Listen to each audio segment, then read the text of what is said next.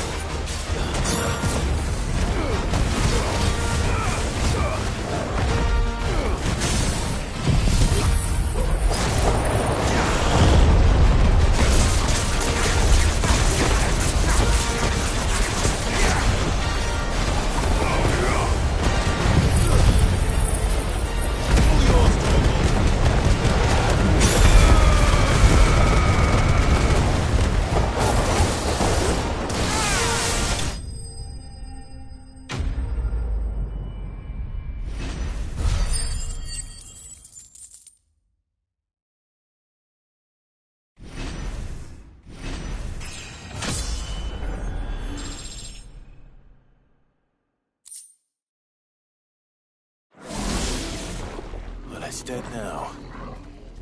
Whatever it was.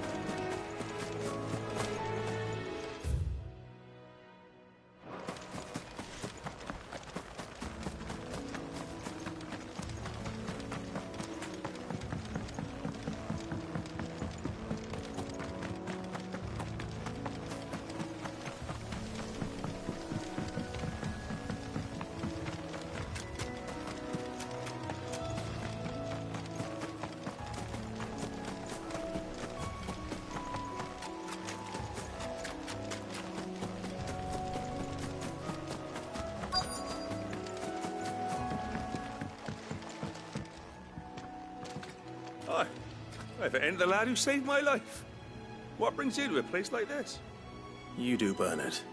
Martha said I might find you here. I have a proposition for you. Oh, do you now?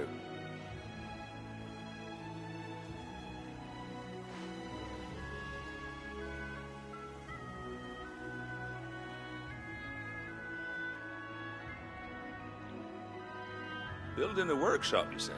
Well, that beats tacking boards to bridges, sure enough. And if Martha didn't mind me being gone a while, then neither do I. You just tell me where you want me. That's the spirit. I couldn't ask a favor, though, could I? Before we go? Of course.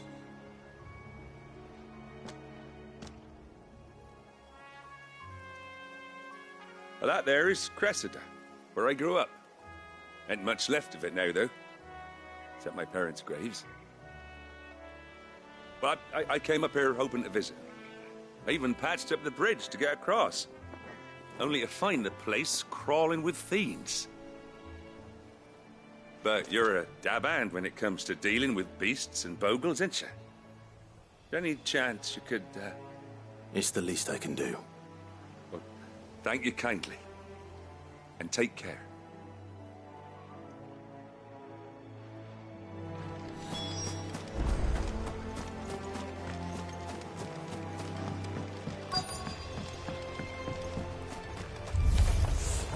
This shouldn't take long.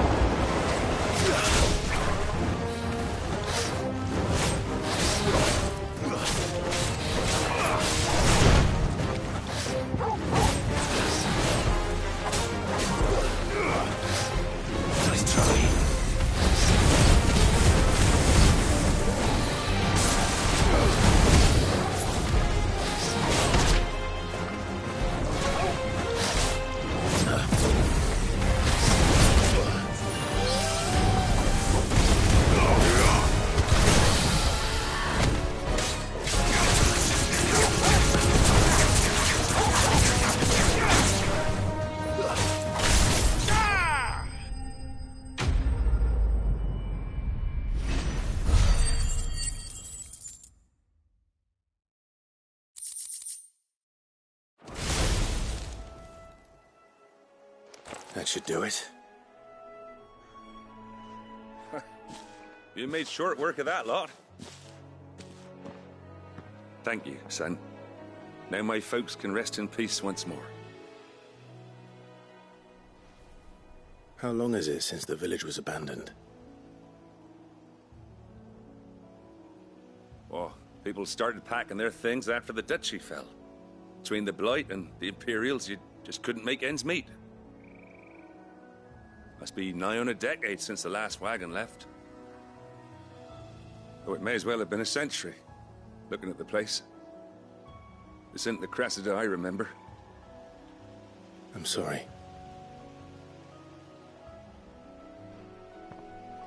Ah, don't be. Can't live in the past, no matter how nice it might have been.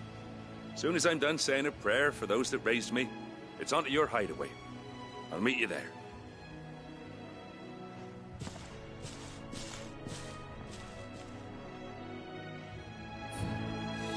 That should take care of Mid's little list.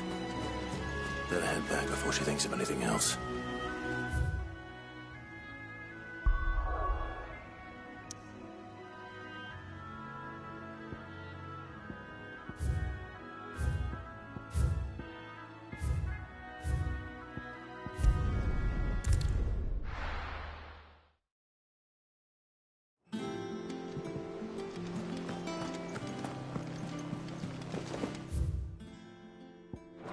The little ones have been up to their old tricks again.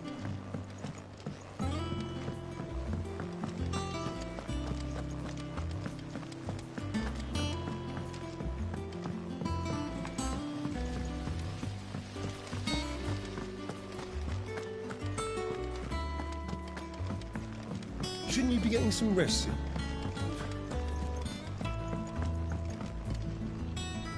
All right, Clive. You've all done then? I am.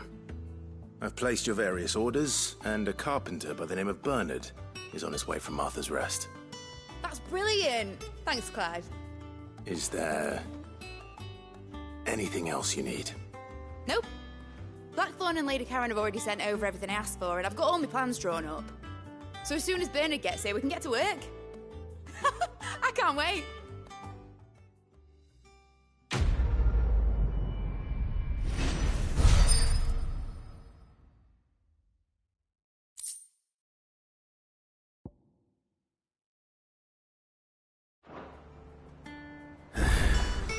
That's my good deed for the day done. Let's see how Jill's faring.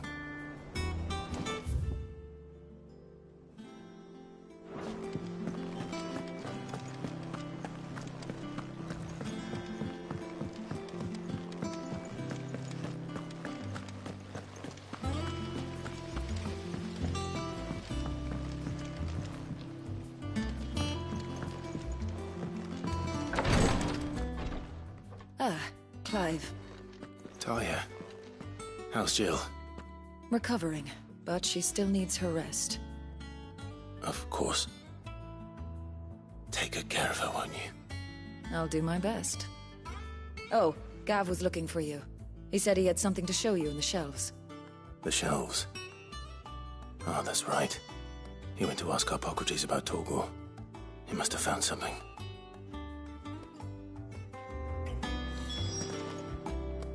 You have the look of a man with the twins upon his shoulders, Rodrigue. Talia has tasked me with removing a Cursebreaker's brand. But it's my first time, and I don't think I can do it. I'm afraid of what happens if I fail. You survived, I know, but here as many die as recover. Is it really worth the risk? You don't need me to answer that. You know full well what we're fighting for. I hope as much as you that one day bearers can walk among others as equals. But until that day, a brand is a burden, and we must lift that burden in order to go undetected. The operation may be dangerous, but it's also essential, and we undergo it willingly. I know. I still wish there was some other way. But griping about my lot helps no one, I suppose. Don't worry. I'll do what must be done. I know you will. Unfortunately, the first thing that needs doing is the preparation of a draft to dull the pain. Something I can't do with the infirmary's ammonia supply so low. What few leaves we have would barely be enough for removing a splinter, let alone a brand. Just tell me what you need. You'll go? Oh, thank you. No one knows Herblord like Taya, and she swears by ammonia for easing pain. It's simple enough to find, if you know where to look. And fortunately for you, I do. Along the river near the village of Amber over in Rosaria. Just search for the bright blue blossoms.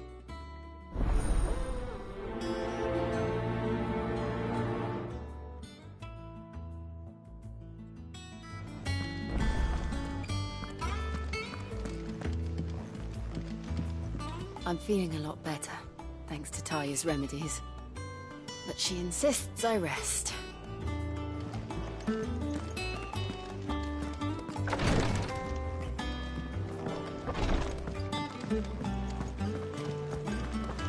Yeah. What's everyone whispering about? Haven't you heard? Mid's back.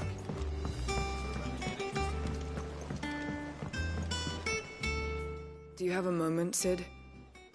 A team of curse breakers has gone missing near Northreach. Which team? Coles. They were sent to liberate a carriage of bearers before they could be smuggled to market. They were moving in for their assault when the carriage was attacked by goblins. A curse breaker managed to release a Stolas amid the confusion, but... this was days ago. They should be back by now, but I've heard nothing from any of them. I can't help but worry that... They know the work is dangerous. But I'm sure they're fine. But what if I've got them all killed? Before they go out, I always remind them why we're doing this, what they escaped, and what we're freeing people from. But I never really thought how my words might affect them. What risks they might take because of the things I've said. I'll go and find them. We'll both rest easier knowing they're safe. Thank you, Sid. And I'm sorry to trouble you with this. The plan was to intercept the slaver somewhere in the Dragon's Eyrie. I can't tell you much more than that, I'm afraid. That should be enough to go on.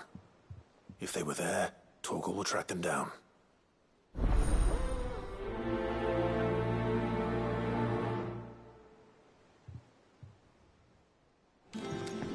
The little uns have been up to their old tricks again. Drawing on the deck. Jill looked white as a sheet when it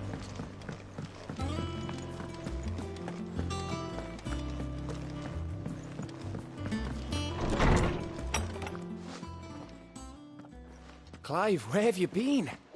I've been wanting to ask you something about Torgal. Where did you get him, like, in the first place? My father brought him back from one of his expeditions into the Northern Territories. They were crossing a snowfield when they heard his cries, and, seeing no sign of his pack, they took him in. What do you reckon, Tomes? It certainly adds weight to the theory. Clive, I believe that Torgal may be no mere hound, but a rare frostwolf, an animal native to the far northern reaches of Valisthea.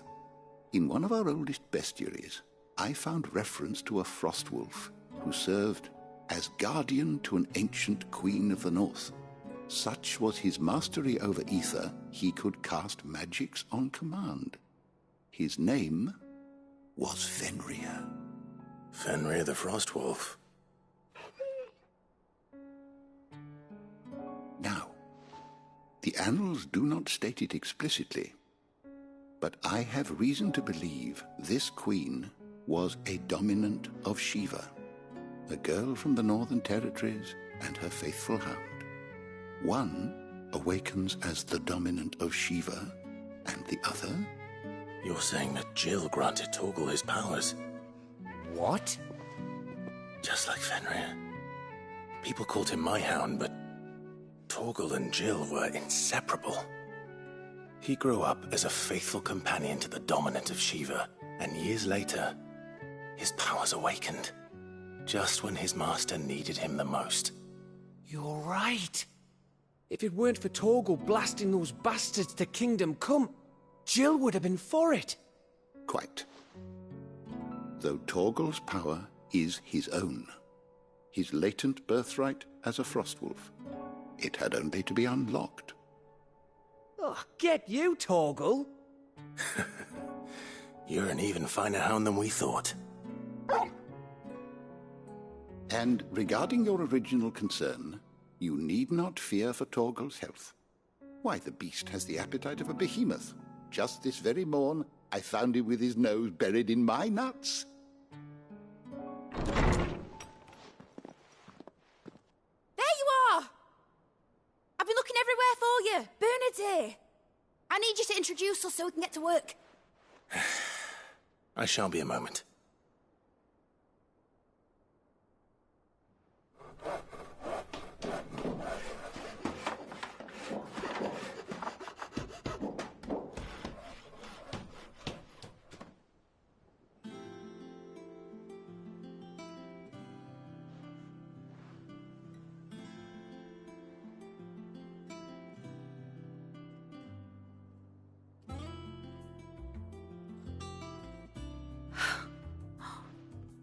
Isn't it brilliant? It is. Well, I couldn't have done it without you. You and everyone else. But I promise I'll pay you back. I'm gonna work my fingers to the bone for you lot, starting right now. Just you wait. I'll make wonders like this world's never seen. Then I look forward to seeing them.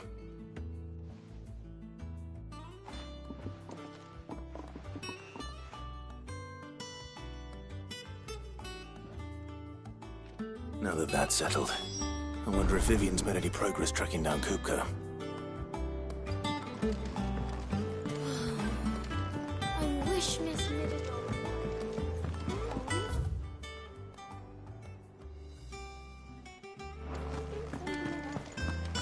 I think I'll wait till Mid's away to take a tour of her dungeon.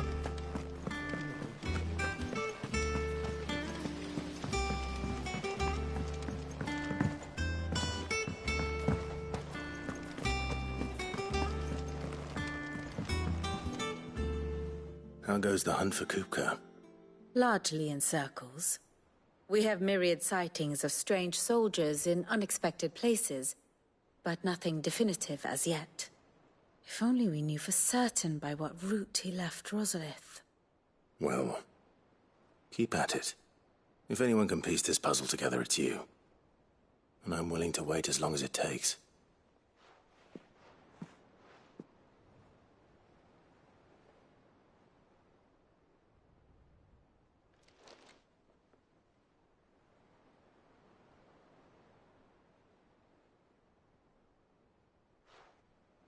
What? Here? Would that be a problem? Do you know, Clive? I believe it a mercy that you didn't inherit your father's throne. Your poor people would surely live in fear of you. You have nothing to worry about on that front. I won't be claiming his crown. That is a relief. Clive, have you got a minute? We, have a guest. A guest?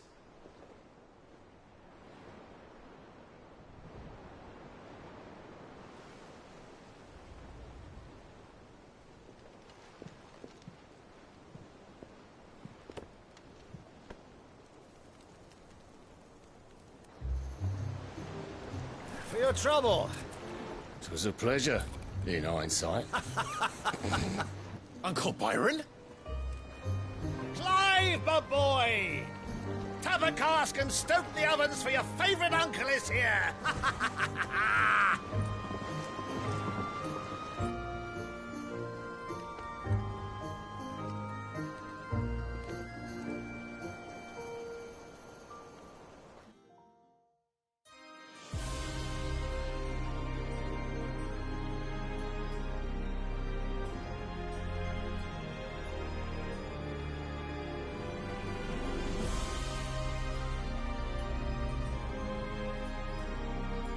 Dalmekian government sues for peace.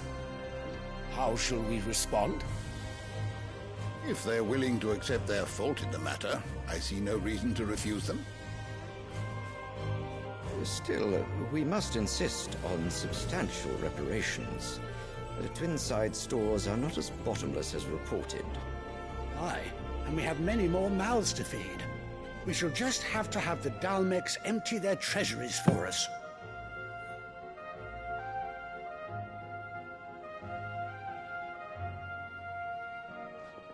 Of course, none of this would have been possible without your timely intervention, Prince Olivier.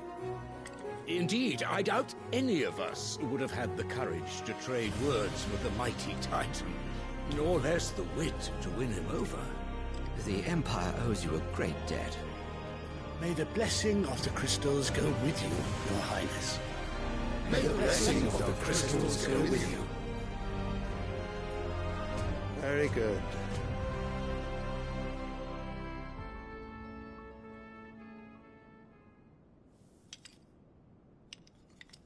Now, let us come to the question of precisely when the Dalmecs will withdraw their troops. Dion's fire could rid us of them in mere moments. The men of the Fist will not withdraw until a peace treaty is concluded. So let us keep the negotiations open, give them time to gather what gold and trinkets they can, and once they deliver that which we demand, what worth is a piece of parchment? Your Radiance, were Prince Dion to take the field, the enemy would surely send their own dominant to meet him. And while His Highness would of course prevail, there would be heavy losses on both. You need not fear Hugo Kupka. He is engaged on the Western Front. Even were the Dalmecs to send for him, he would not arrive in time. As much as I would enjoy witnessing a clash between Bahamut and Titan, it is not to be. And what of your subjects, Your Radiance? If the fighting spread to the city proper, the people would bear the brunt of it. There will be losses, it is true. Yet for every citizen who falls, another can be bred. For every home that burns, another can be built. The Empire will live on.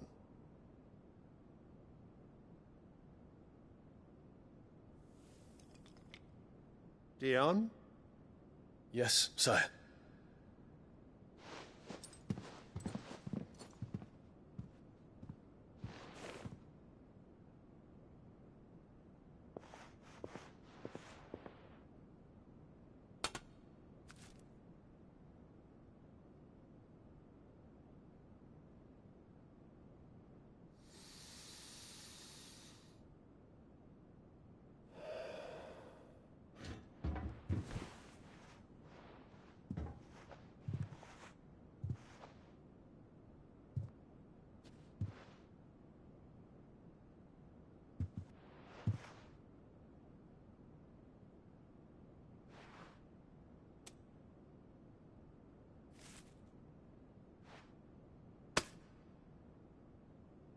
Prepare for battle. But sire... Do not make me repeat myself. Return to your camp and await my orders.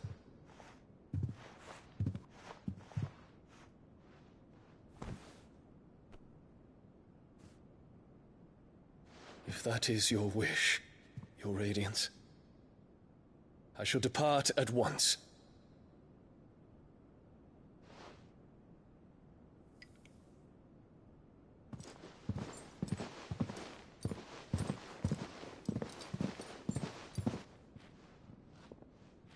May Gregor forgive you.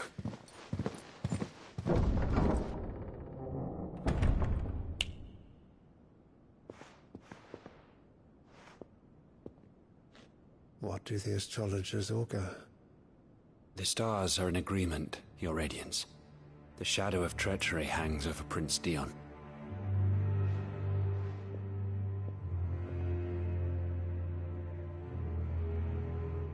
Annabella's tales were true. You disappoint me, Dion.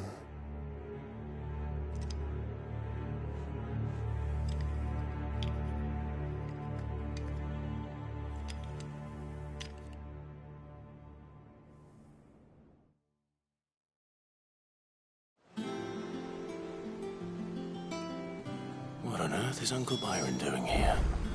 Only one way to find out.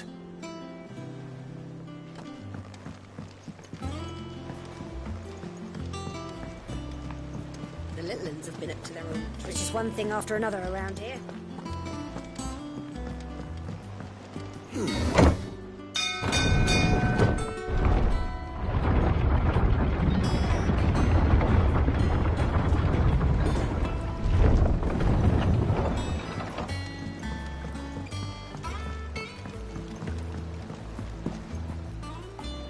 Ah, my dear nephew. How I've missed you.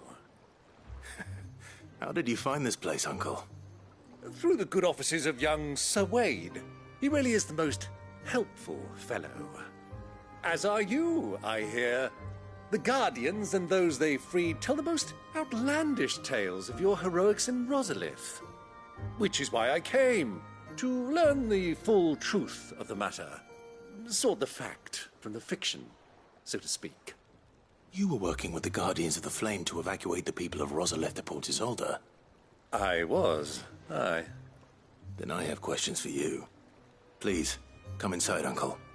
Gladly. You there? There are 2,000 gold talents in those chests. See that they're added to my nephew's coffers, would you?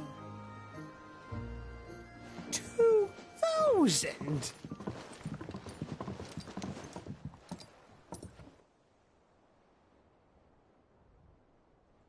And I'm afraid that is all I know. A fleet sailing south past Port Isolde. Most intriguing. Forgive me for not being able to tell you more. I hadn't the faintest idea Kupka withdrew wounded from Rosalith. Still less that my own nephew dealt the decisive blow. What do you think, Vivian? I think, with this news of the Dhalmekian fleet and recent reports of the Royalists' movements, that the final piece of the puzzle has fallen into place. Come here and I'll show you.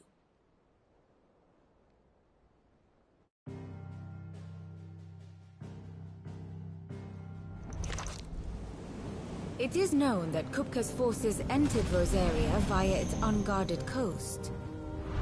So can the same be said of your visitors from Waloed? Certainly her Royal Navy is famed for the efficiency with which it bears her knights from one battlefield to the next.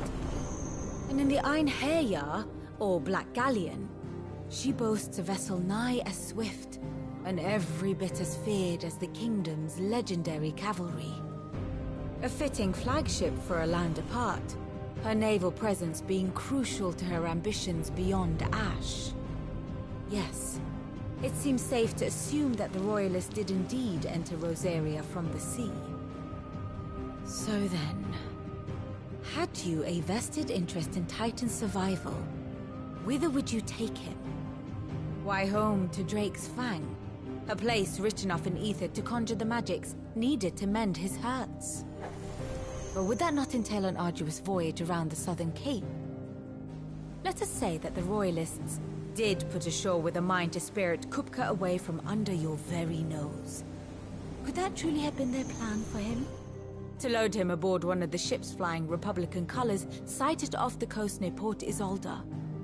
To spend weeks at sea, being tossed hither and yon by unforgiving waves, his life hanging in the balance. No. The journey would mean Titan's death, and Kupka's faithful creatures would not allow it. So what then was the plan of our Waluda friends?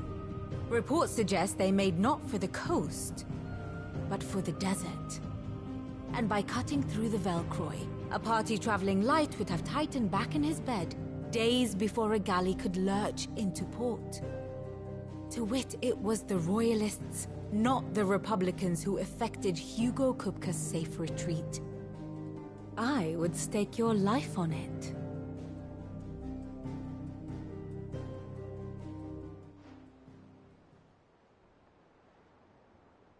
So it was the Waluders who spirited the wretch away. Now I think about it, there was something a little strange about the ships I saw. The men seemed almost crestfallen, as if in mourning, as if they believed, or were made to believe, that their master was dead. You have a keen mind, Lord Rosfield. And you have your answer. To find Kupka, you have merely to follow the Royalist trail across the Velcroy. It may well have gone cold by now, but as they say in the Republic, all roads lead to Drake's Fang. Allow me to accompany you part of the way. As luck would have it, I had intended to journey Canberward on business after visiting you here. The Fang would be but a short detour. I'd be glad of the company. Give me a moment to make ready. I need to tell my friends what we've learned, and where we're going. Very well, but be quick about it, my boy. Time waits for no man.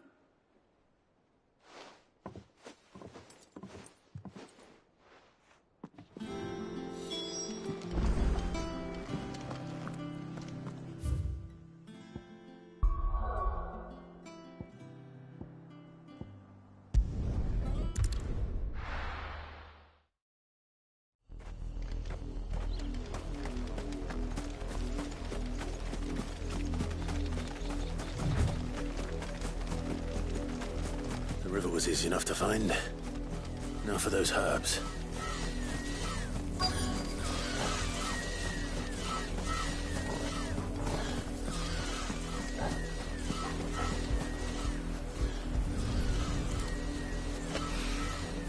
This is the only plant around here with blue flowers.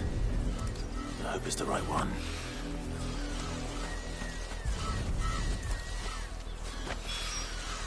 Should be enough to keep the infirmary stocked for a while.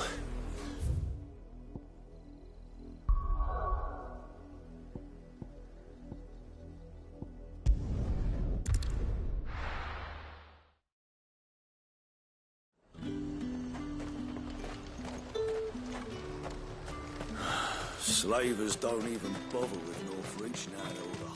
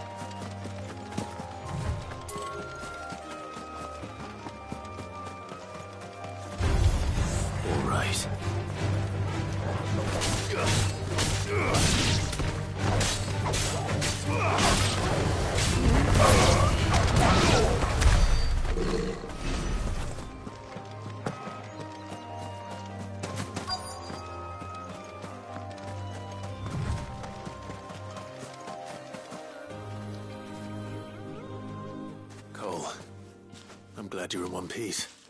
Just about. Sid, if you don't mind me asking, what are you doing here? Doris sent me to find you. She hasn't heard anything since the attack. She's been worried about you. I sent a runner to the Dame in Northreach. The hideaway should have learned of our survival yesterday.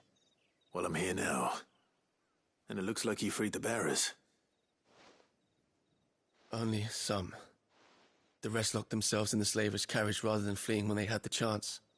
I want to help them, Sid. But we're barely in any state to protect those few we did save. You made the right decision. Now where's the carriage? The goblins may still be out there. You have duties to attend to here. See to the injured. I'll handle the rest. All right. Just follow the path to the south.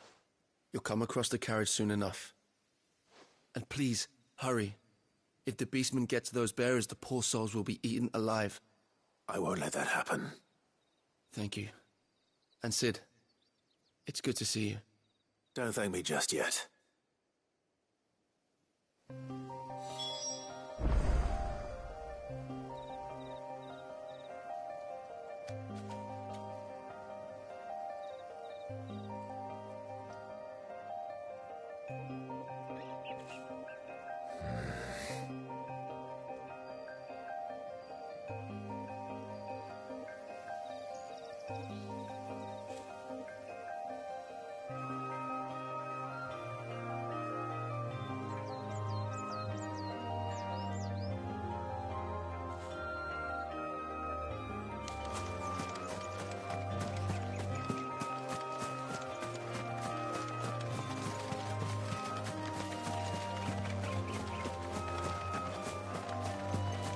They're trying to get into the carriage.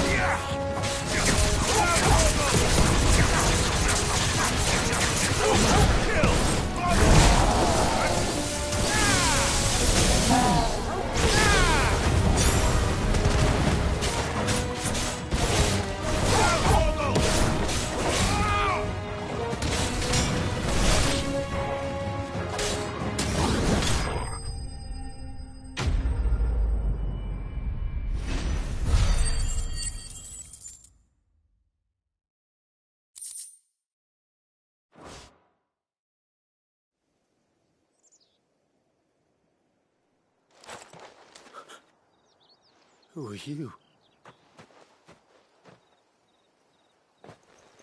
A friend. Are there any more survivors? Why didn't you flee with the others? If the goblins had made it through that door, you wouldn't have stood a chance. Why should we run? One miserable death's no worse than another. Perhaps. But we're here to give you another choice. Freedom, safety, the life you've been denied. Come with us. Let us protect you. Sid, I couldn't just let you... You weren't too late then. Thank the gods. This man risked his life to save yours. To give you a second chance. Fine. Do with us what you will. What we'll do with you is take you to safety. After that, it's up to you. Your lives are your own now. You can leave the rest to us, Sid. We'll get everyone back to the hideaway. Thank you. I'll let Doris know we're expecting new arrivals.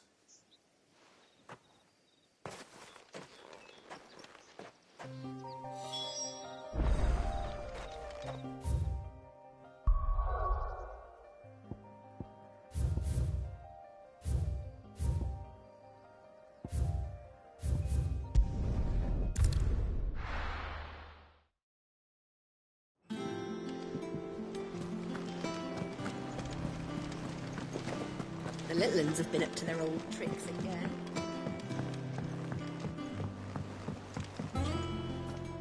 Sid, welcome back. A Stolas from the Dame arrived not long after you left. If I'd just waited a little longer, I might have been able to deal with things myself. Or maybe I wouldn't. I keep making the wrong decisions. Cole and the others got home safely. You made exactly the right decision. No, I was lucky. I've been tracking that slaver for months, and then I sent Cole and you after them woefully unprepared. What kind of leader sends people into danger without considering all the risks? I should have urged greater caution, told Cole to be wary, to pull back at the first sign of trouble. We swore the same oath as you, Doris. It's good to see you safe and well, Cole. I'm sorry. With all due respect, we Cursebreakers don't risk our lives because you commanded of us. We risk them because we believe in our cause. No one with doubts ever joins our ranks. The agony of removing the brand more than sees to that. We all know how much bravery that takes. Cole, I never doubted your courage. Only my ability to see it put to good use. Thank you for your faith in me. I'm not sure I deserve it. I sometimes wonder if I might prefer to risk death alongside the others than ask it of them. But I'm a Cursebreaker. I swore an oath too. I have a role to play, and I must trust that I'm the right one to play it. You will. In time.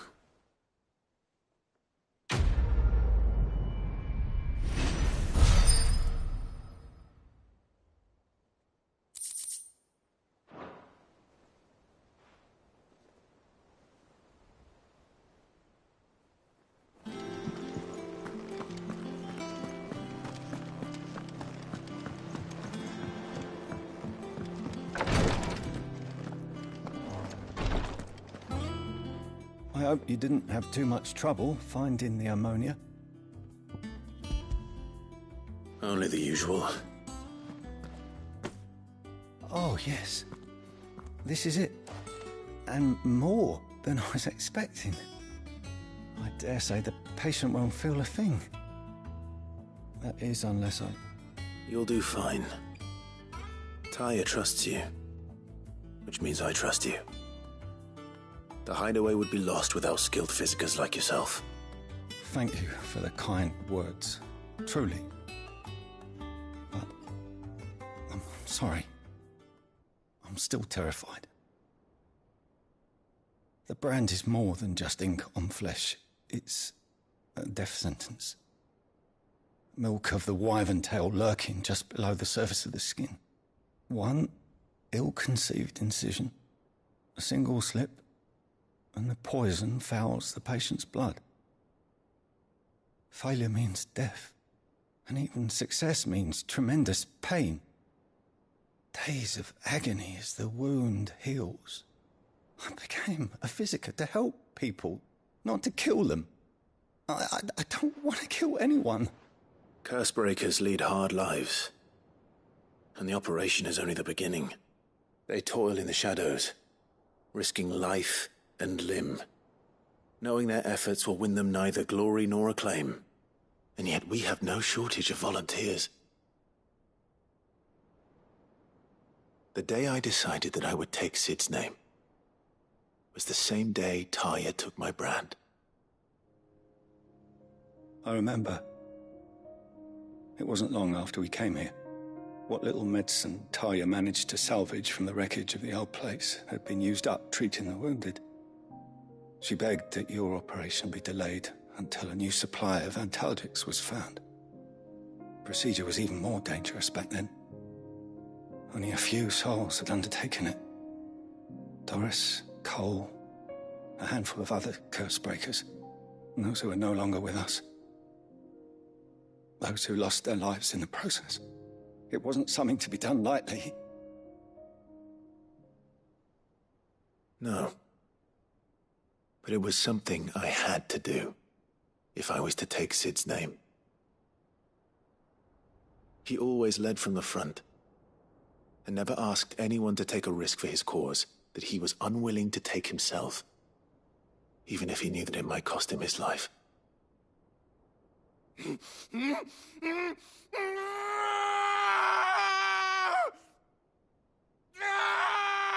Hold still, Clive! Hold still!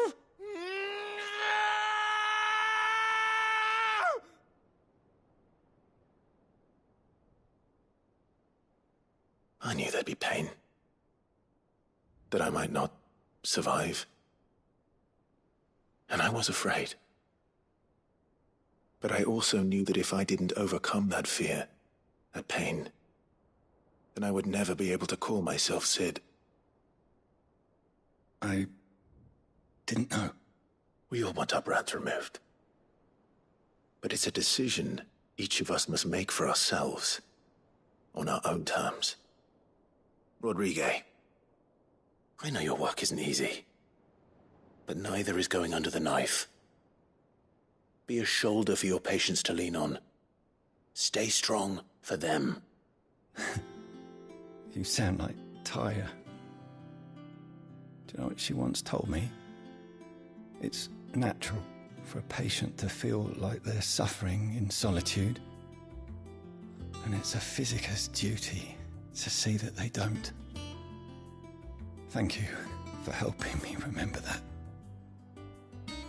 I won't falter. Not again.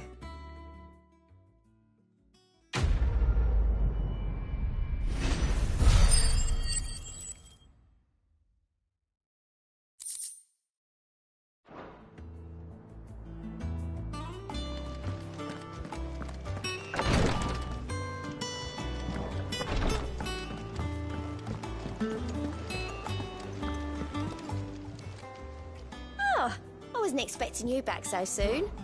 Is everything we've received and everything promised? Here you are. Best of luck out there, Sid.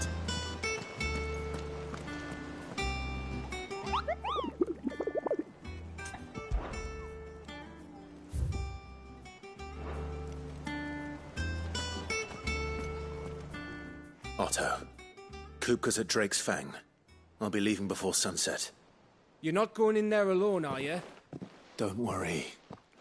I'm not going there to destroy the Mother Crystal. All I'm after is Kupka's head. I won't risk any more than I have to. I promise. The Lanza and the Fang are all Kupka's personal fiefdom. You have any trouble on the way, you ask for Rosina Dalamil. Some call her the Desert Hare. Who is she? An old associate of Sid's. And only Sid's. All I know is the name, and that they used to meet at the Dalamil Inn. We've heard nothing from her since he died. But I'm thinking maybe the new Sid might be able to bring her back into the fold. Thanks. I'll keep that in mind. So, what about your uncle? I mean, he's welcome to stay, but... Don't look so worried. He'll be coming with me. Thank fuck for that. Gav, Otto, I'm leaving you two in charge. You can count on us.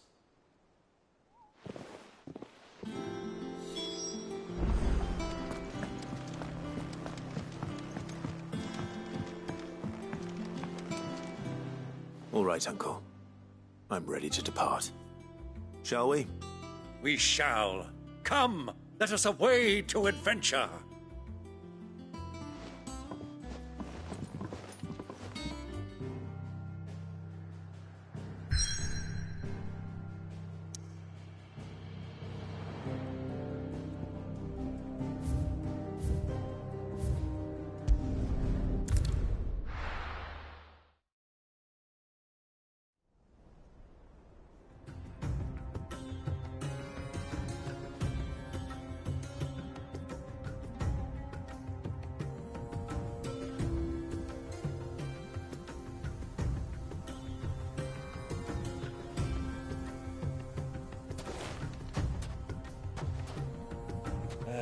I was a young man when last I walked this path.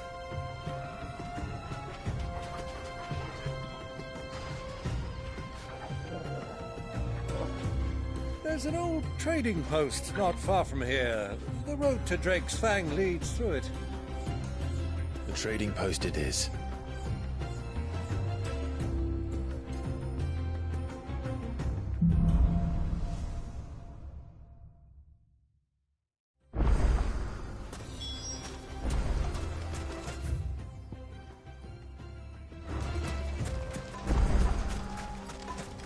Our destination lies over that dune, beyond the ruins. Mark 'em well, Clive. It's all too easy to lose one's bearings in the sands. Let's go. Run like the wind.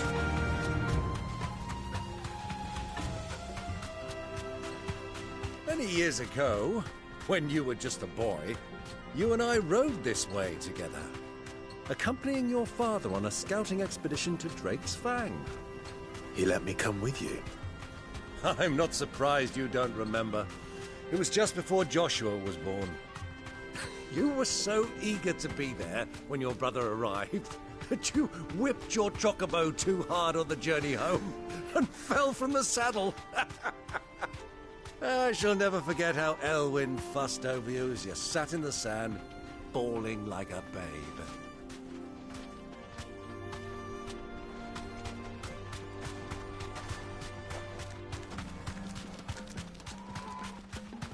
Who do you think those soldiers were in the inn? Friends of friends, I'd wager. So, Lord Cook has finally made his move. Yes, I expect that's why there's so many soldiers in town.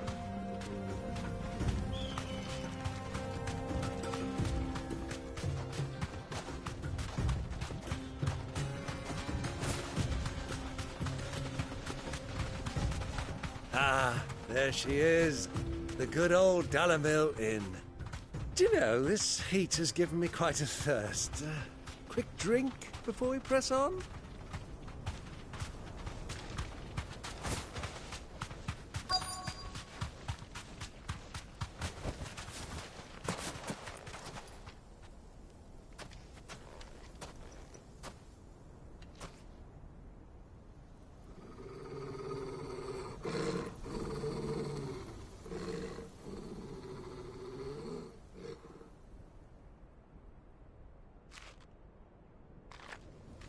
Look, there. Those are Ashen steeds. No doubt about it. And such a long ride from Stonehair. Our Waluda friends must be soothing their saddle sores in the inn. Shall we join them?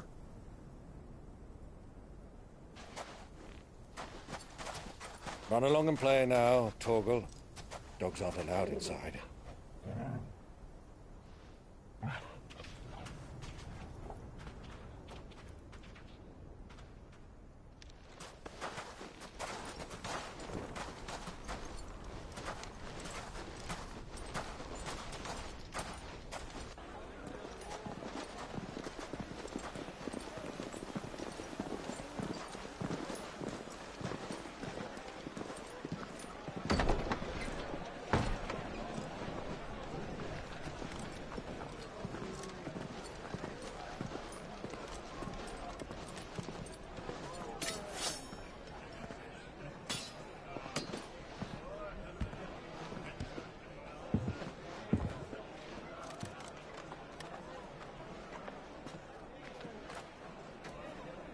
Good day to you. Eating?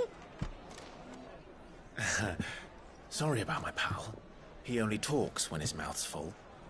What do you recommend? Well, if you're after something light, we do a fine chocobo soup with lentils and honey. 2 bowls of that, then. An ale. Right you are. Hey, girl! Coming! Your pal? Would you rather be my squire?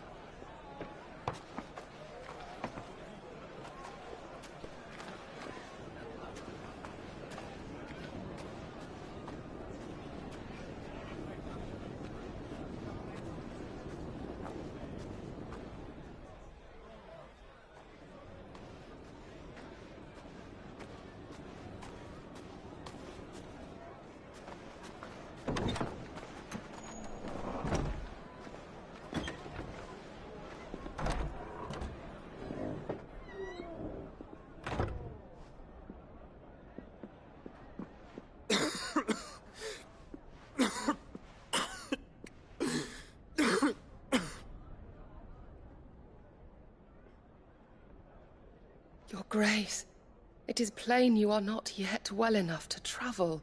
If you would only let me take you to someone who can better attend to your ills. No. We must press on. Prince Dion has returned to his camp and will soon depart for the front.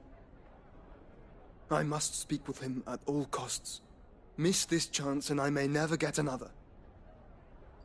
You do understand that? Yes, Your Grace. But you must at least agree to take your medicine. I'll fetch you some water.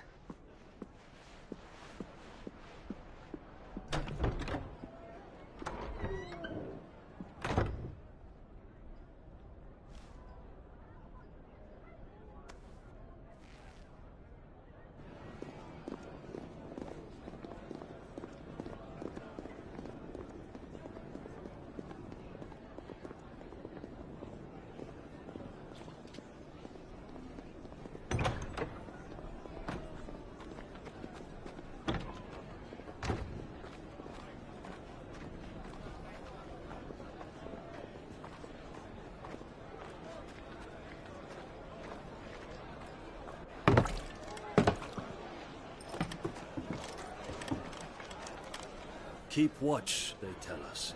But all I see is sand. I hear they got our guest back to the Fang without any trouble. We'll be leaving soon enough.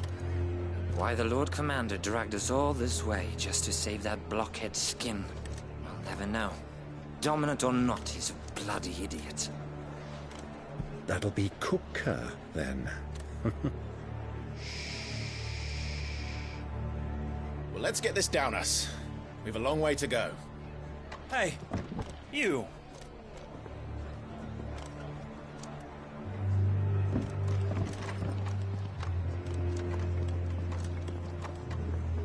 Uncle? Sorry.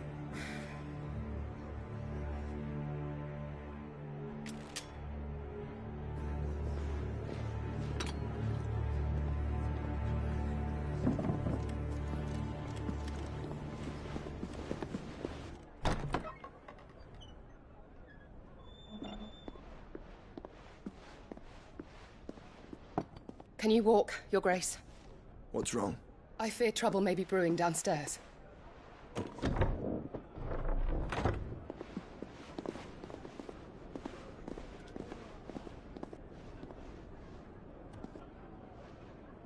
You two are travelers, are you not?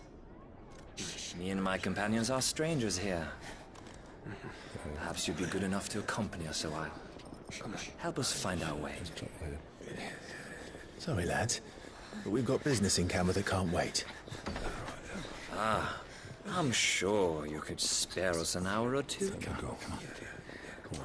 Friend.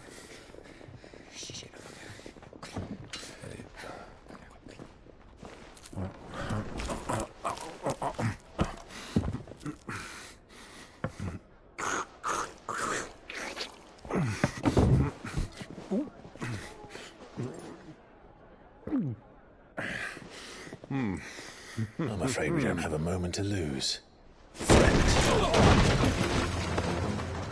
Stay back, Uncle. Gladly.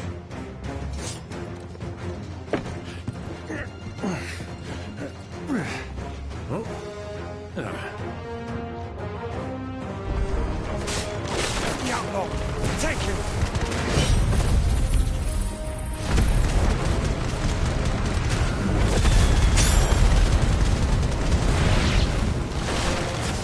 Bravo, my boy! Just like that!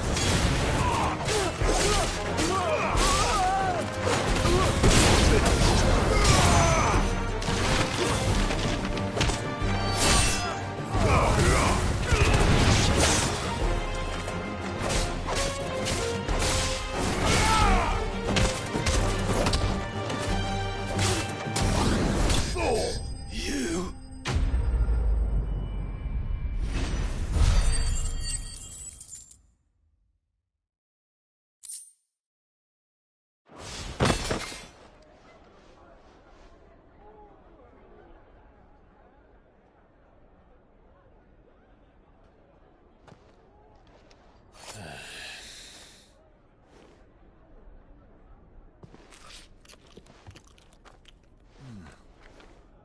For your trouble.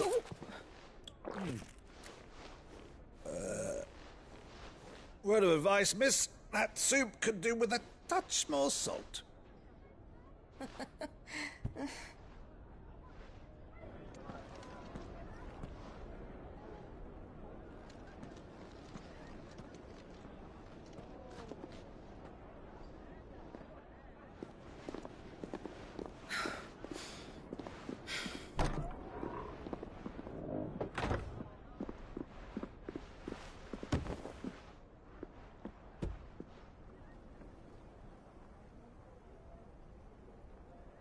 Now's our chance.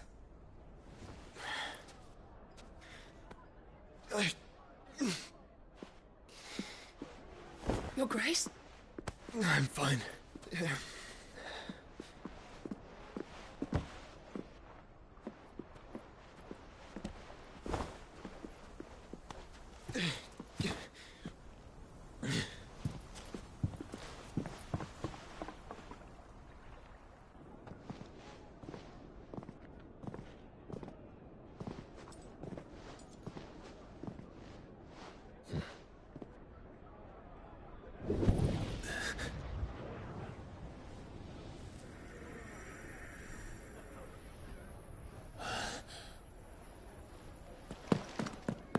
Clive?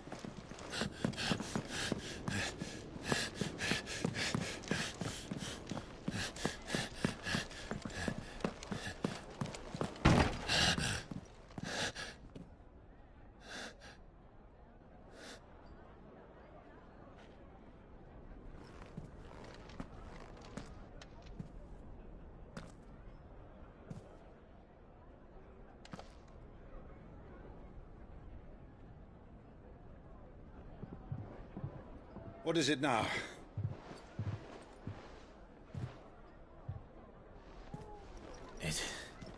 It's nothing. Let's go.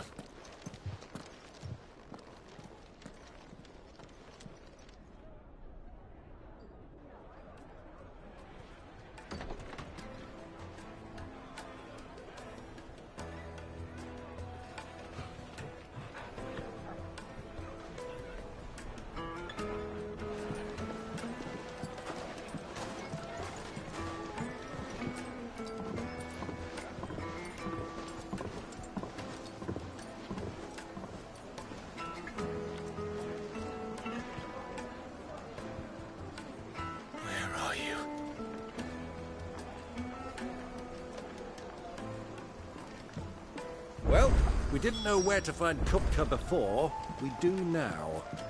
The Royalists said it themselves. Their guest is in the Fang. We should press on before any more of their friends turn up.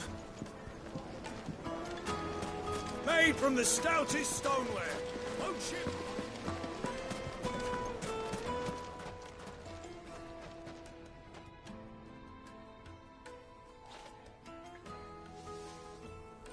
Ah, they've closed the road. And it's the only way from here to the Fang. It would seem Lord Kupka is not accepting visitors at present. We have to get through that gate. Not by force, I trust. We've attracted quite enough unwanted attention already. By guile, then. Perhaps the Desert Hare can offer us her aid. Rosina Dalamil, woman of mystery. But how will we find her? We know naught of her but her name. And that she was working with Sid.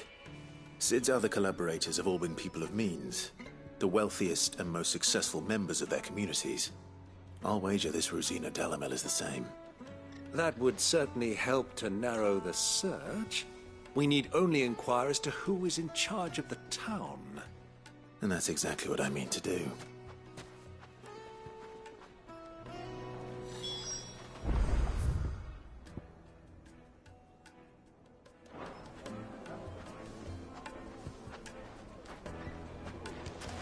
Hanging lanterns, keep the darkness from your door. Lighting, for Gilbert's sake. You're a bearer, aren't you? Anything I can help you with, travelers? Allow me. My good man, we represent one of the oldest and greatest trading houses of Port Isolde. We're seeking to expand our business in the region and would very much like to make the acquaintance of Dalamil's leading entrepreneurs. If only we knew where to find them. Well, we're best known for our baths, our markets, and our smithies. I suppose you could do worse than start your search at one of those. Thank you. You've been most helpful. Oh, you wouldn't happen to know a lady by the name of Rosina Dalamil, would you? No. I can't say I do. Well, thank you all the same.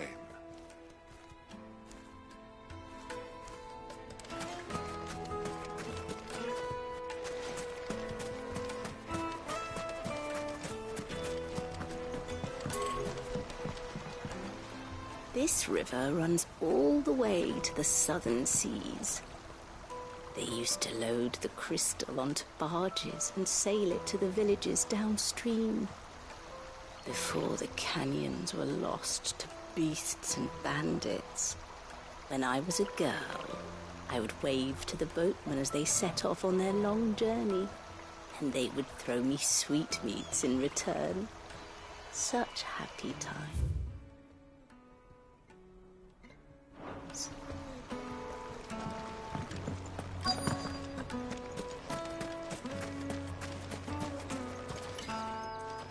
What do you want? Can't you see I'm busy? I won't keep you long. I'm looking for someone. A woman by the name of Rosina Dalamil. Do you know her?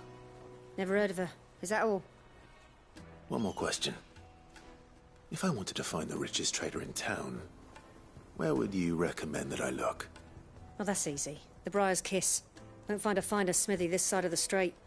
The owner's only a young sprig, but he's got all the right ideas. The Briar's Kiss, you say? Thank you. I doubt this young sprig is the person we're looking for. You said Sid's contact was likely to be an influential sort. Influence comes with age and experience. Believe you me. Against Fang anytime soon. Well, it's not like we've got a reason to. Why would this in there? Good day, my lord.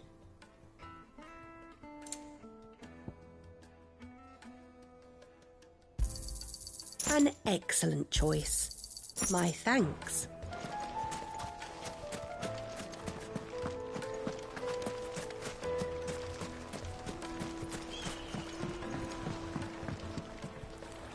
Can I help you?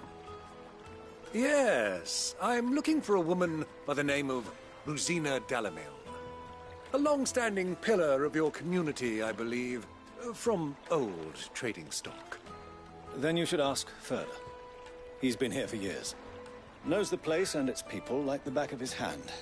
And he's in with all the old merchant families. Try the baths.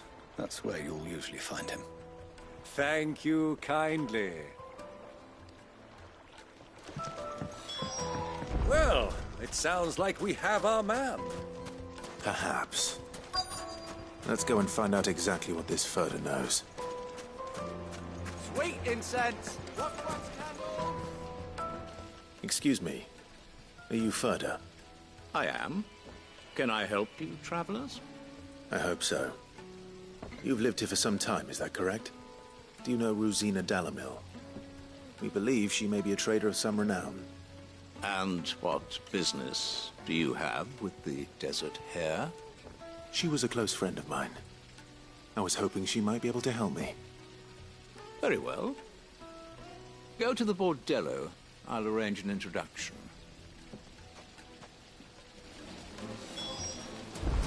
Do you think we can trust him? Only as far as I think he trusts. So you're the ones who've been sniffing around? I beg your pardon? Don't play the fool. Stick your nose in our business and you're likely to lose it.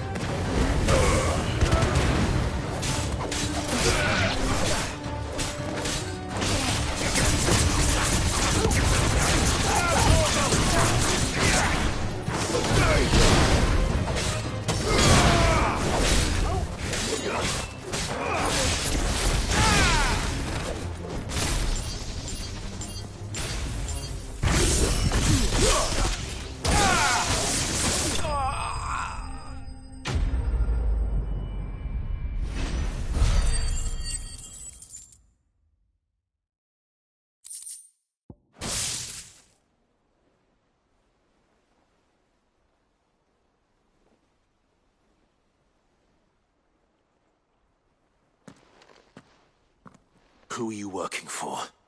Him or her? Him. The boss. He wanted us to test you.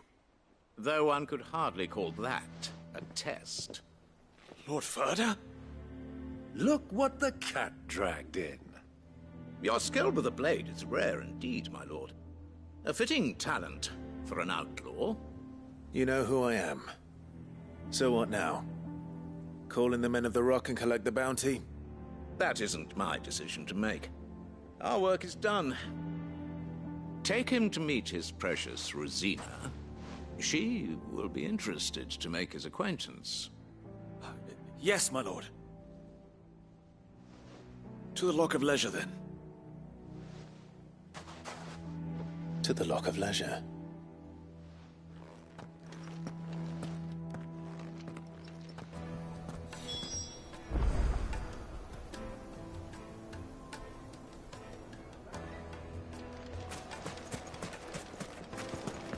Lights and pots! Kneaded to a silken softness. The most fragrant herbs. My carpets.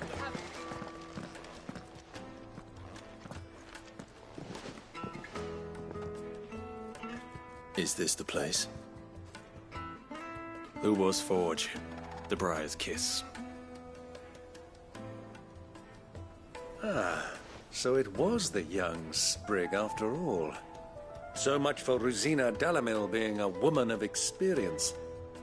How wrong I was. It was an easy mistake to make, Uncle. After all, it must have been years since Sid last saw her. Sorry, him. Whoever this Lubor truly is, he's clearly a man of means. I'd say he deserves our respect. See that he gets it.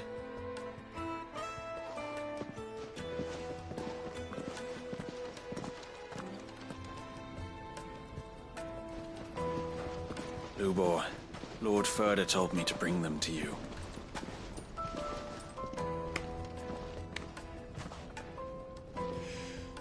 My boys tell me you're in need of assistance. Sid the Second. I won't waste your time. I need passage through the south gate.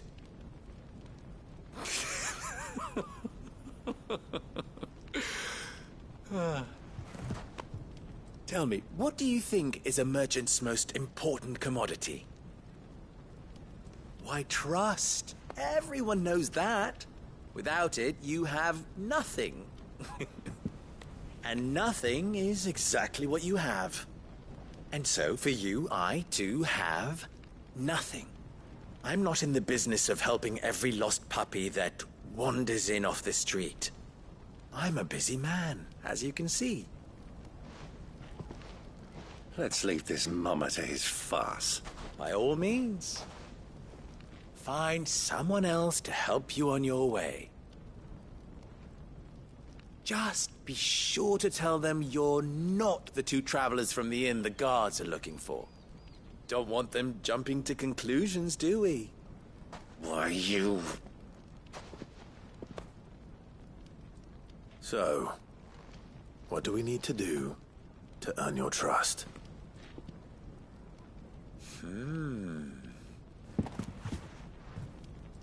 I like this one. Willing to do whatever it takes to get what he wants.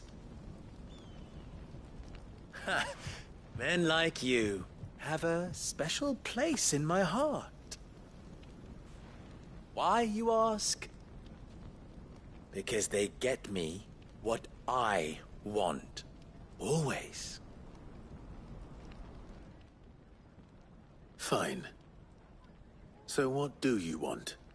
Don't tell me you're going to listen to this swaggering scruff! We might as well hear him out.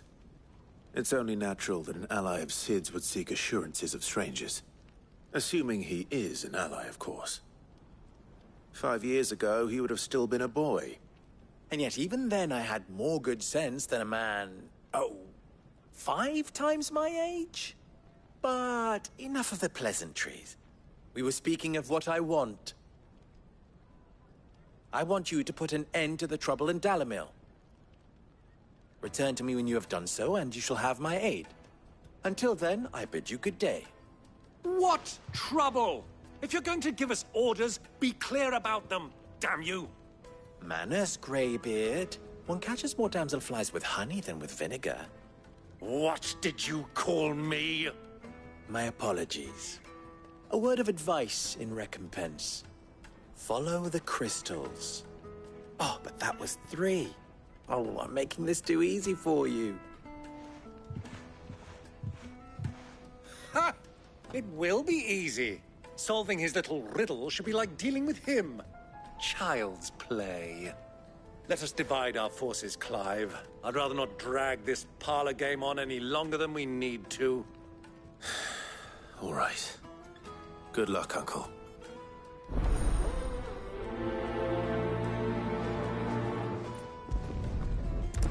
I thought we were the only ones causing trouble in Dalamil.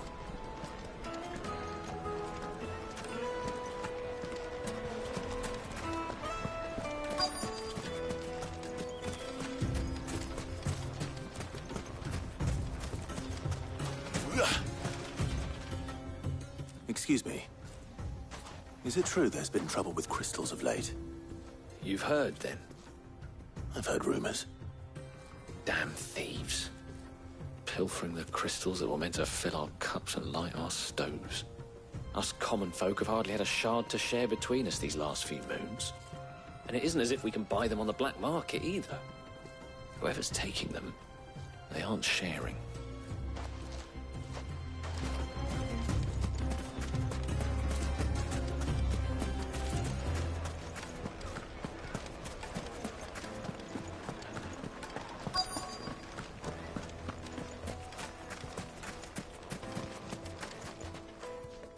Do you have a moment?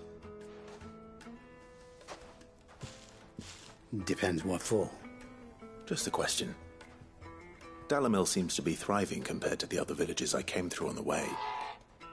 Is there a reason for that? Well, we're a stone's throw from Drake's Fang, for one. The soldiers guarding the Mother Crystal and the shipments need a place to spend their hard-earned gil. The men of the Rock throw their money about like there's no tomorrow. Is that so? Well, thank you. Don't let me keep you from your work any longer.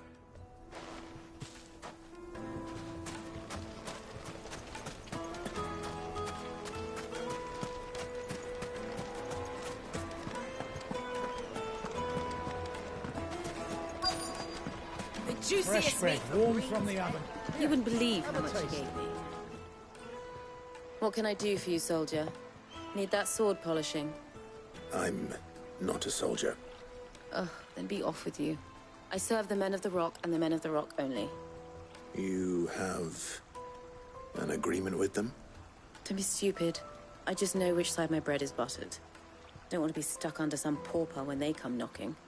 With pockets deeper than Zemeckis and an urge to empty them. No, just leave, will you? Before you scare them off. I think I'm starting to get an idea of what's been going on. I wonder if Uncle Byron's learned anything of use. He'll probably be back at the inn by now. The finest fabric! What was all that crashing and banging about before? It's you. The one who broke all our furniture. What do you want? Haven't you caused enough trouble already? I'm looking for my pal. Have you seen him? The gentleman who was with you? Yes, he's upstairs, but... Thank you. I'll go and fetch him.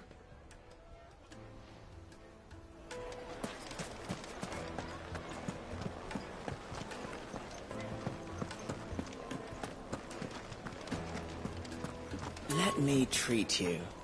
I'm pretty flush these days. Huh?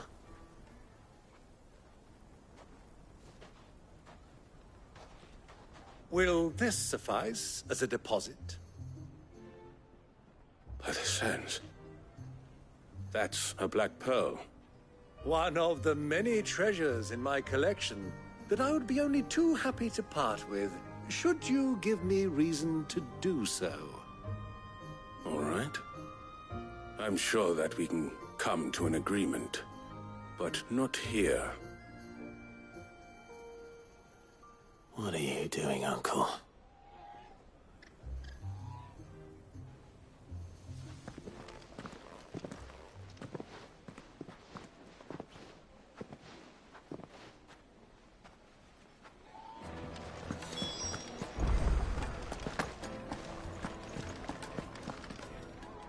Care to explain why you're giving gifts to Kupka's men?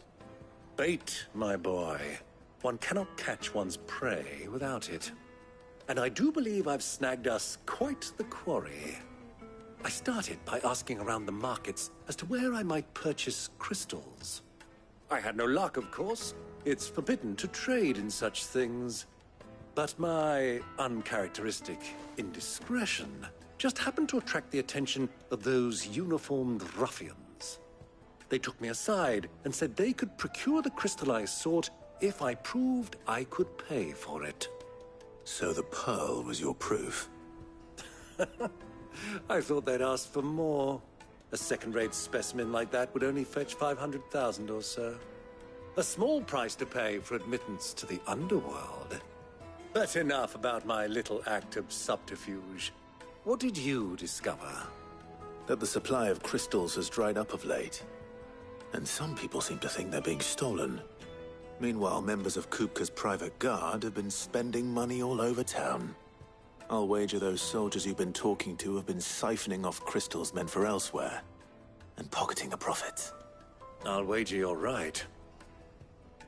We'll meet with them then, just as you arranged, and put an end to the trouble Lubor spoke of. Ha!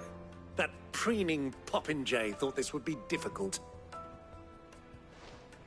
It just goes to show, one should never underestimate a Rosfield. We'll soon wipe that smirk off his face. I arranged to meet with the soldiers in a secluded corner of the Velcroy, far from prying eyes. The perfect place for a spot of double dealing. I trust I can count on your support, if things turn sour. Of course.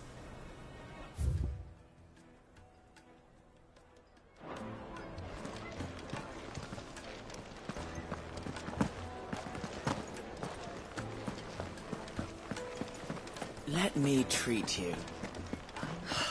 I need a drink.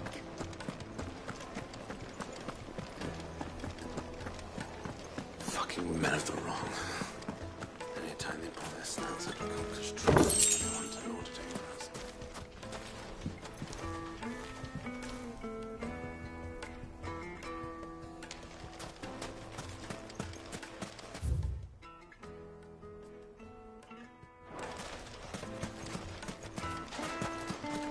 Lighted for Gilbert's sake.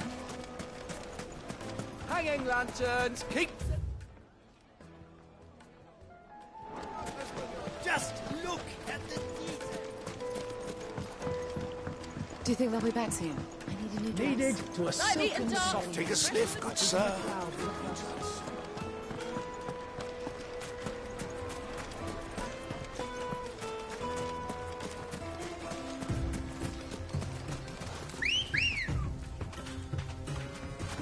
Ready, go?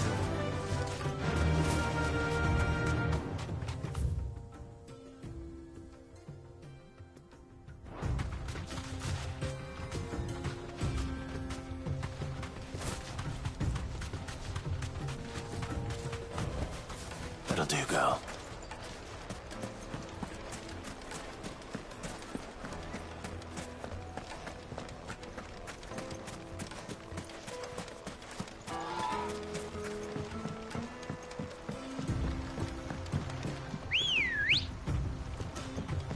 Good girl. Fly, Ambrosia.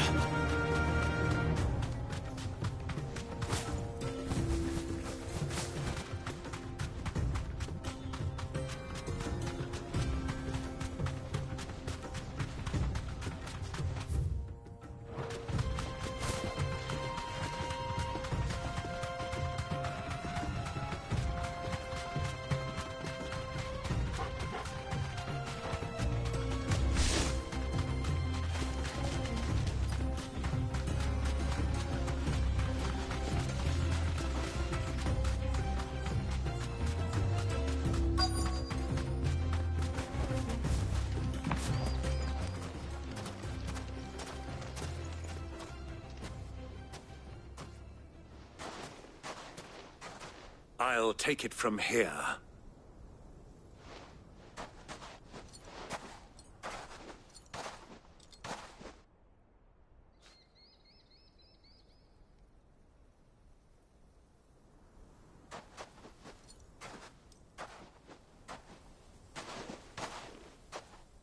I was beginning to think you weren't coming, my lord.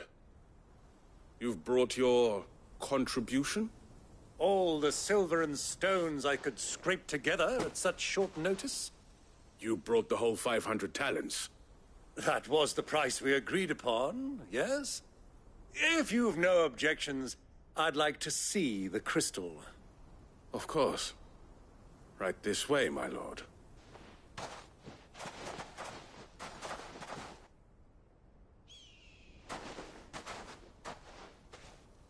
Not bad at all. You weren't lying about the clarity. But what of security? If I were to be stopped on the road, what guarantee have I that it wouldn't be seized as property of the Republic? Because these crystals are no longer the property of the Republic. You're not buying from us. You're buying from them.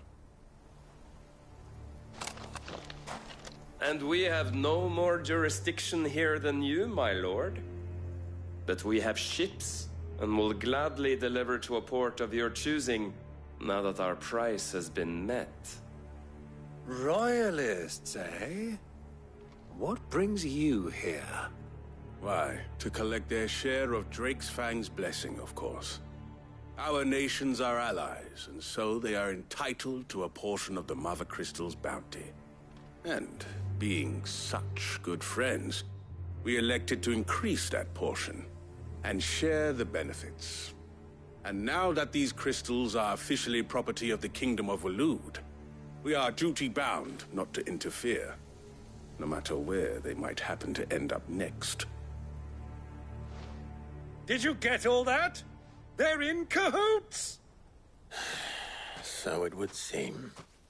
My lord, what is the meaning of this? Double-crossing dogs.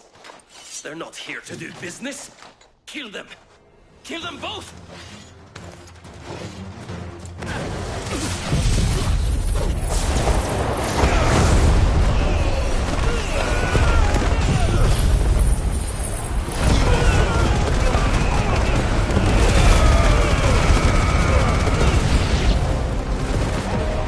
It's not over yet, Uncle.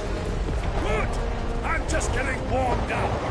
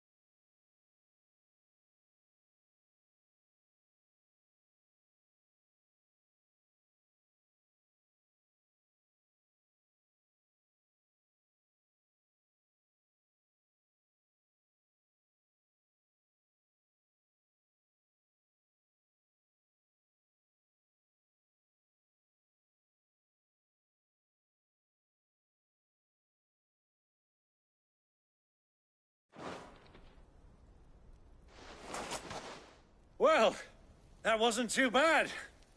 How'd you like my performance, huh? I've often played the villain on the stage. I think I did the role justice. Don't you? Greybeard, you were magnificent. The battle scene was particularly thrilling. Such a shame you didn't have more of an audience, but perhaps that's for the best. How long have you been watching?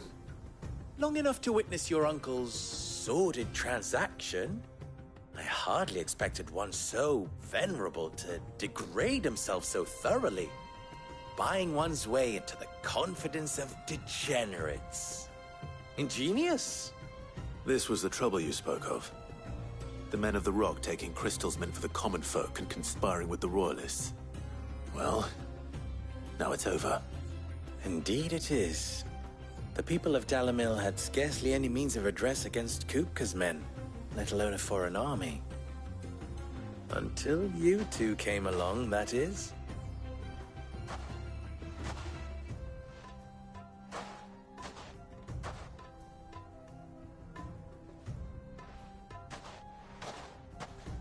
Well, we'd better get these crystals back to town. You won't mind waiting with them while I fetch a wagon.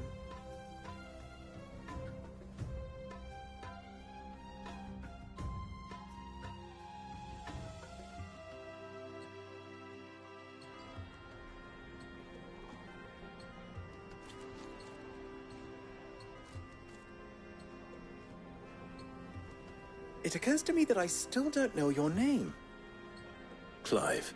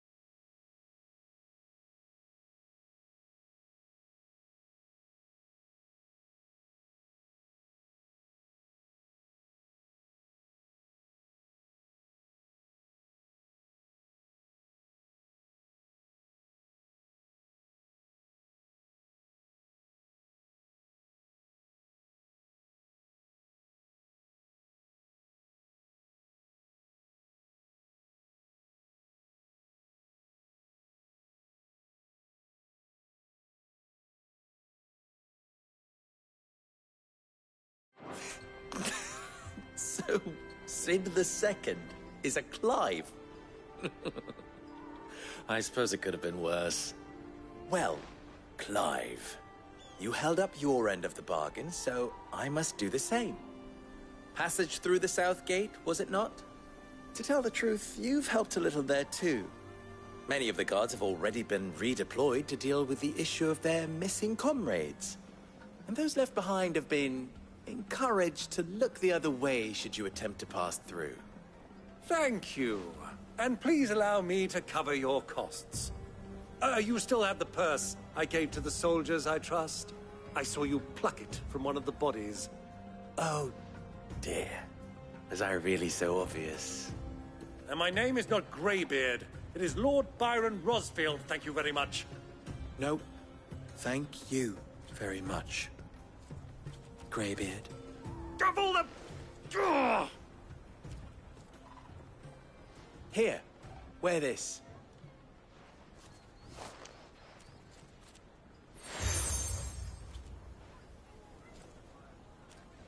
Any friend of mine who sees you with it shall be a friend of yours.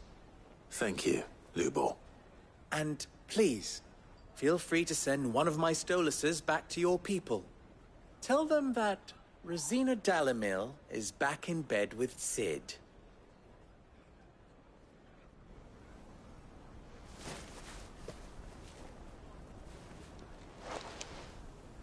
Umia los delan. Tu isakelis.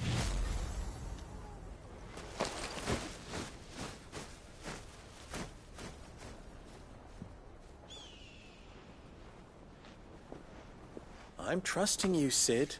Or should I say, Clive? So be sure not to let me down. I have a reputation to uphold.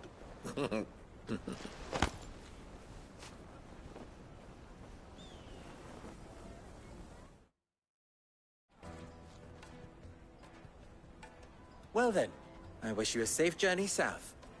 Thank you. Not at all. It was my pleasure. Come on, Uncle. Let's go.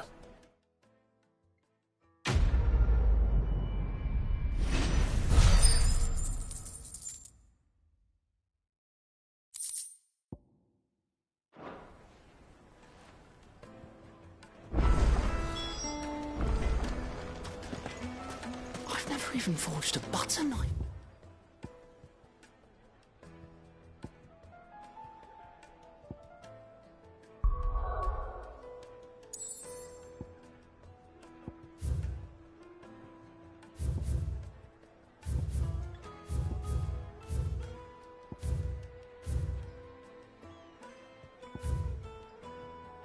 Before. Perhaps Forge Master Luber's having fun at my expense. I wouldn't put it past him. Neither would I. Oh, wait. Are you Clive? Sorry, my mind was elsewhere. I'm Saver, Master Luber's least accomplished apprentice. Soon to be former apprentice if I don't pass this test. Maybe I'm just not the resourceful type. People are buying up weapons faster than the Briar's Kiss can forge them, and here I am, unable to make a decent bit of kitchenware. He wants me to make a carving knife, one that embodies the spirit of Dalamil. Whatever that's supposed to mean. I don't suppose you have any idea what he's on about, do you? I'm afraid not. Never mind. Thought I'd ask. It was that, or pack my bags. I could give you a hand if you like. I know how busy the Briar's Kiss has been, and that Lubor needs all the capable hands he can find. I'd be a fool to refuse. So, where do we start? Good question. If I'm honest, I've never made any kind of knife before. And then there's this little riddle to keep in mind. The spirit of Dalamil. Nothing is ever simple with that man. The way I see it, there's only one way we'll be solving Lubor's puzzle. We need information. The more the better. You're right. There's no point fumbling in the dark, I suppose. Now, who to speak to first? Well, there's plenty of folk in Dalamil who use knives for a living. There's the butcher, of course, and any number of cooks. They're bound to have an opinion or two about the tools of their trade. All right. I think we have a plan. Let's get to it, shall we? I'll talk to every cook I can find.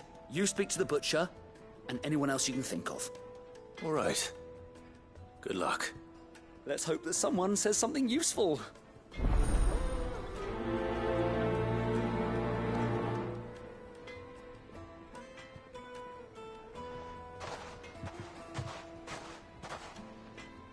Trust Lubor to take a simple test and turn it into a riddle. I better get to it. Is it true what I'm hearing? My carpets have yes, they're quite sought after. Welcome, sir. What can I do you for? A question, if you don't mind. I need to know what makes a good carving knife. You a blacksmith or something? Something, I suppose. Fair enough. Knives, is it? First and foremost, it's got to hold an edge. Most knives will make it through fat, no problem, but sinew dulls cheap steel in no time. Give me a blade which can slice through anything that crosses my chopping block, and I'm a happy woman.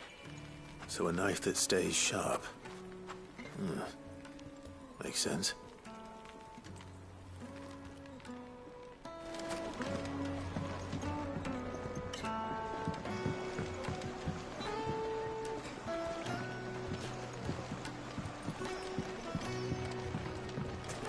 Made from the stoutest stoneware. Won't chip, won't crack, no matter how... Ah! They've opened the gate! Lubor was true to his word.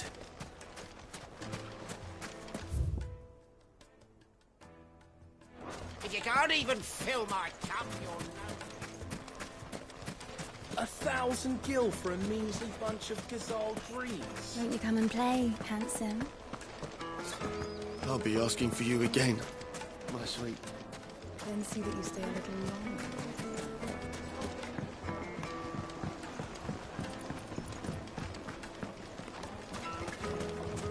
It would make a fine... Finest fabric! Is it true what I'm hearing?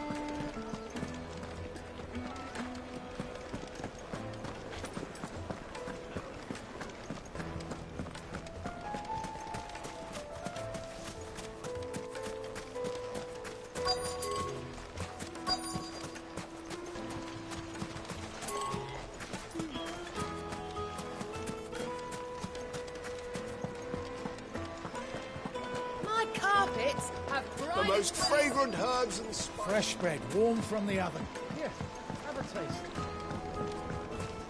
Plates and pots! Silver platters! Sweet incense!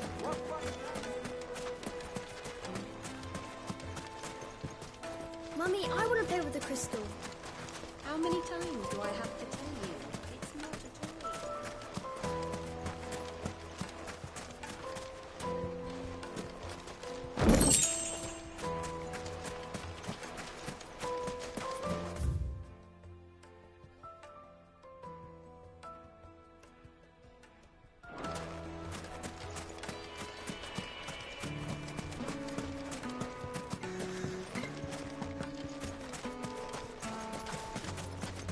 Well, we can make our way back to the Fang now, at least. What is it? I'm in no mood for chatter. Sorry. Do you mind if I ask your trade? Hunter, why? I have a question. Can you tell me what makes a good carving knife? I assume you use one out in the field. Has to be able to put up with some punishment. Can't be dealing with a brittle blade, not while I'm on the hunt. If your knife snaps every time you use it, you'll be spending coin as fast as you make it. Times are hard enough as it is. Thank you. I won't keep you any longer. All business, eh? Man after my own heart. So, a carving knife should be hard-wearing and hold an edge. Hardly a revelation. Let's hope Sava had better luck than I did.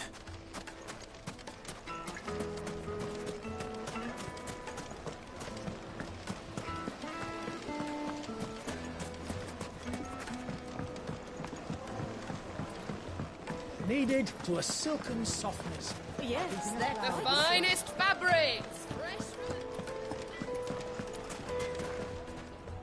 So, how'd it go? You learn anything useful, or should I be looking for a new trade? Only that a blade should be durable and stay sharp. But I don't see how that relates to the spirit of Dalamil. I didn't have much luck either. All the cook said was that he needs his knives to be light. Too heavy and they do his shoulder in. So we're no better off than when we started. Perhaps Lubor didn't mean anything with his Dalamil remark. But that can't be right. I've bandied enough words with the man to know that he chooses them carefully. No. We must be missing something. Something right in front of our noses, most likely. No doubt you're right, but I have to make a start soon. I can't put off making this knife forever. Agreed. Lubor wouldn't like that much. Right. I've been trained to work iron. The cheap stuff, mind. But it's hardy enough if you don't hammer it too thin, and it sharpens up nicely with a bit of effort. Trouble is, it's either durable or it's light. Meaning someone is going to be disappointed. Forge Master Lubor, probably. Is there no one else you can turn to? Someone who knows their metals, perhaps? The other apprentice is no better than to help me with my test. But maybe there is someone I could turn to. A merchant, a favourite of Forge Master Lubor's, who sells metals to tradesmen passing through the Valcroy. I bet she'd know a thing or two.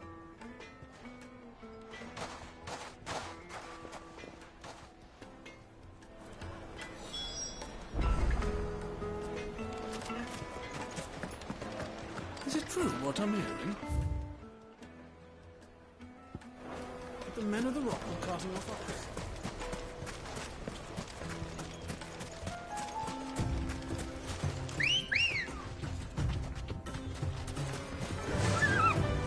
Run like the wind.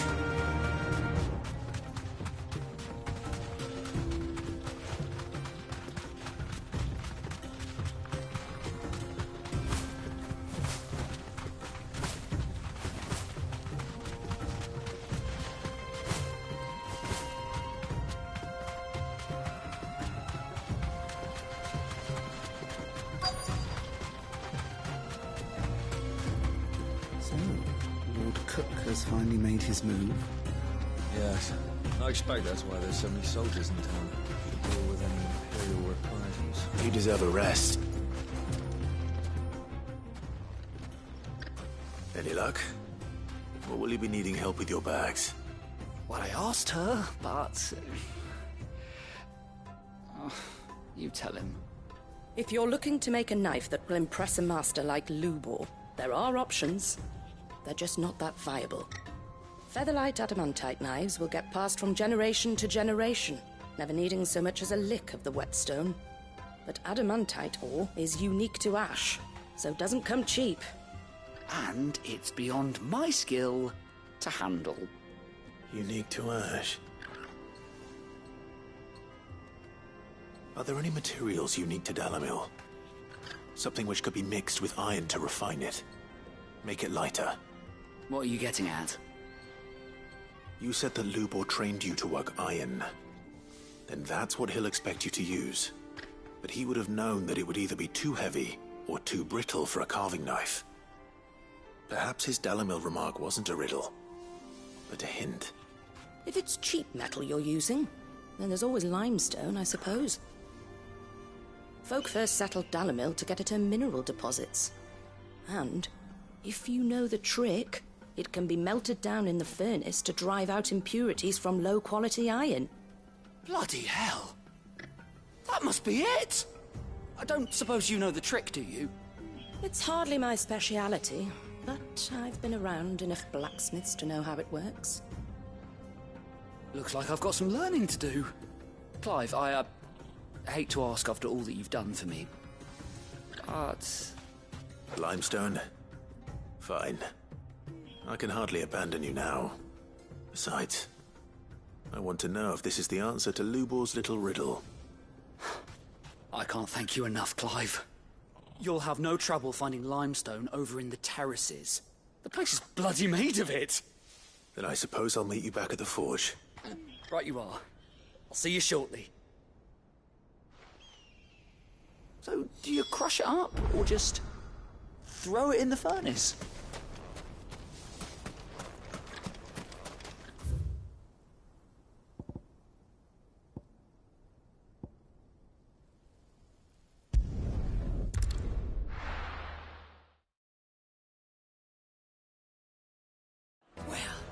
This is no good. Is it true what I'm hearing? The finest fabric! The most fragrant herbs and spices. Kneaded to a silken softness, like eating a cloud with a crust. Plates and pots! Bowls and basins! Everything I've worked for. All those years of toil. Every coin I've ever earned is tied up in this place. Are you all right? The baths are closed. Leave me be. On second thought, perhaps you are just what I need. Might your services be for hire? That depends on the job. I'd have you save my business, the baths. The water's turned scalding hot and all the crystals in Dalimil wouldn't be enough to cool it. I've no doubt that my woes stem from the water's source. But I can't go and investigate for fear of my customers thinking I've abandoned the place. I'm bound to these baths in more ways than one. I beg of you. Go to Dusnoff Terraces. Tell me what you find there. All right. I'll go and take a look. Wonderful. It's not far. Leave the market by the south gate. The smell of sulphur will guide you the rest of the way.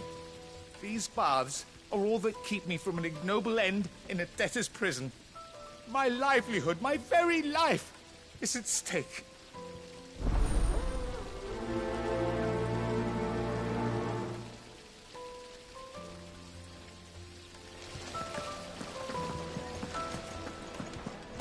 Hanging lanterns!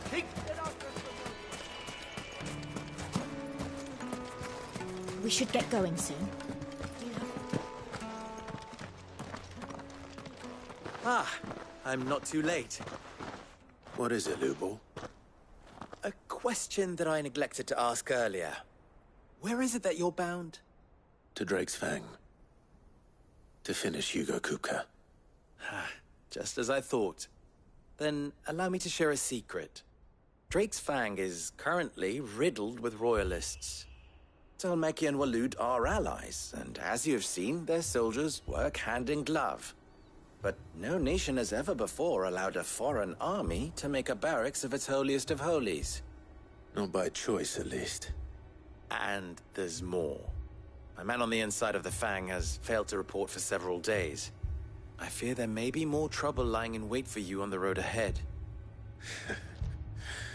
Isn't there always? If you're determined to beard the lion's den, then promise me one thing.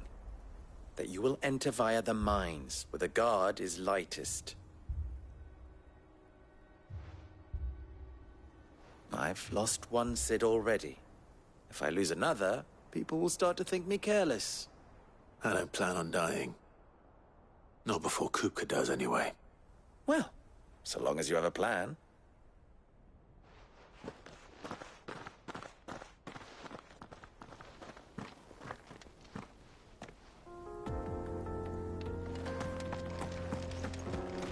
Drake's Fang should be just beyond these springs. Shall we press on?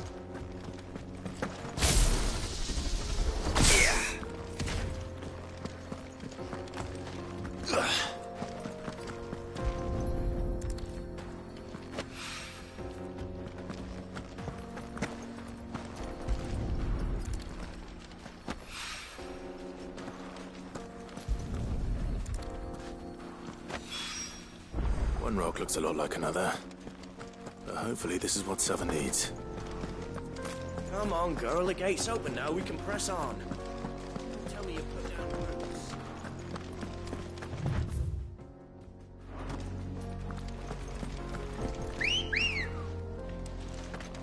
Ready, go? Fly, Ambrosia.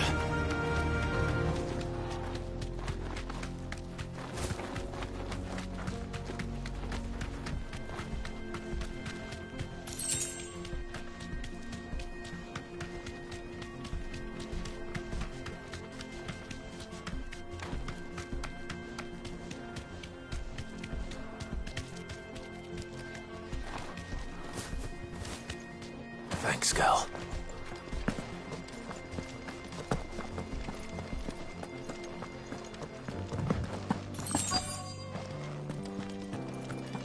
By the flames. That explains the heat.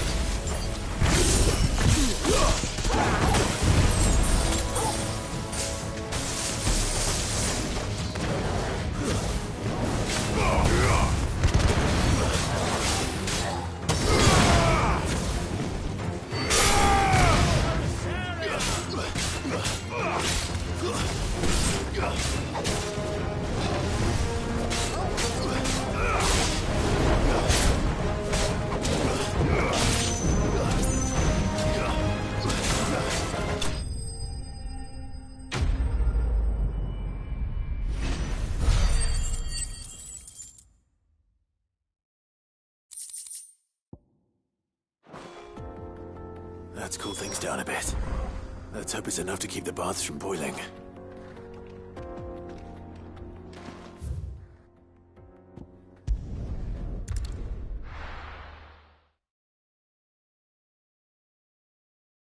Well, this is no good. I was I wasn't sure how much you'd need, but I hope this is enough.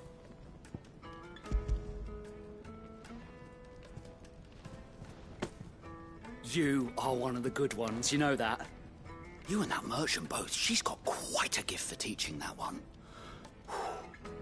Now, time to see if limestone is the secret weapon we were hoping for.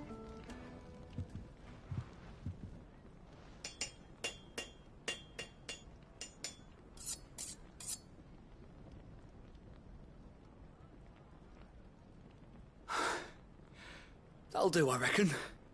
A knife forged from the very rocks of Dalamil. Her spirit, if you will. It's a fine-looking blade. I only hope Master Lubor agrees. That sounds like my cue. And just as well. I was getting tired of waiting. I'm sorry, Forge Master Lubor. Let's take a look then, shall we? First things first, Sava, do you think this is a carving knife worthy of the fine people of Dalamil? I'd like to think so. But what do you think? What do I think indeed? It's sharp-ish, but it won't last long with hard use. And it's heavy, heavier than it should be. You might not think it just to hold it for a moment, but sell that to a cook and you'll never hear the end of it. It looks like someone paid a visit to the terraces. The limestone was a step in the right direction, granted, but one that still leaves you short of the mark. And I was so certain I had it all worked out. I don't know who you found to teach you that little trick, but it certainly shows initiative. Next question. How much do you think I would charge if I'd made this? Well, if it took you even a fraction of the time it took me, I would say you could demand a heavy purse. And who would be able to pay that? The butcher? The hunter? The cooks over at the inn? Dalimil is home to humble traders, not wealthy lords and ladies. Rule number 1 in any business, Sava: know your customers. Yes, Forge Master. This is just about passable. But only just. I'd say you're worth keeping around a little longer. Starting tomorrow, you'll have an anvil of your own. I will. Thank you. I was wondering, what would you do if you were asked to forge a carving knife? I'd do what I always do. Ask who it's for. If it was for the butcher, I'd make sure it holds an edge. For the hunter, I'd make it as tough as Titan. For the cook, light as a feather. And for the nobleman, I'd make it cost an absolute fortune. There goes a master, all right. It looks like congratulations are in order. I couldn't have done it without you. So much for the Forge Master's riddle, though, eh? The spirit of Dalimil had nothing to do with limestone or anything much at all. Meaning, I had you run around for no good reason. You've passed your test. That's all that matters. You'll have a forge of your own in no time. And when I do, I'll craft you the finest carving knife you have ever seen.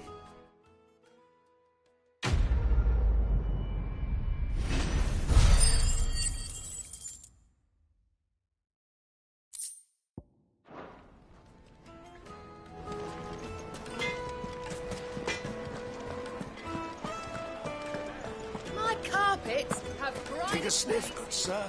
Fresh bread, warm from the oven. Here, have a taste. Plates and pots! There he is. Bowls and basins! I was hoping we'd be seeing you again. The baths grow more bearable by the moment. It won't be long now before we are back to business as usual. I'm glad to hear it. Now, tell me this. What did you find at the terraces? What threatened to make me a pauper? Not what I expected, that's for certain.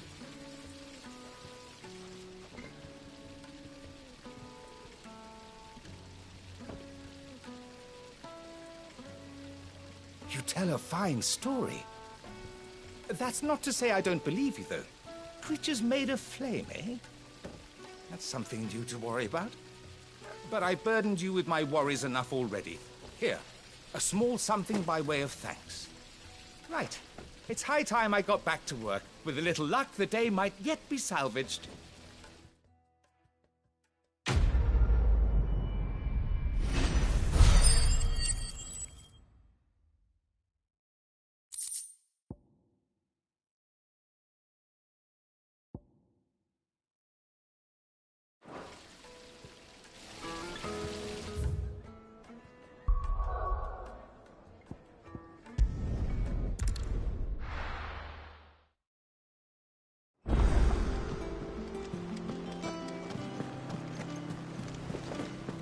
The little uns have been up to their old tricks again.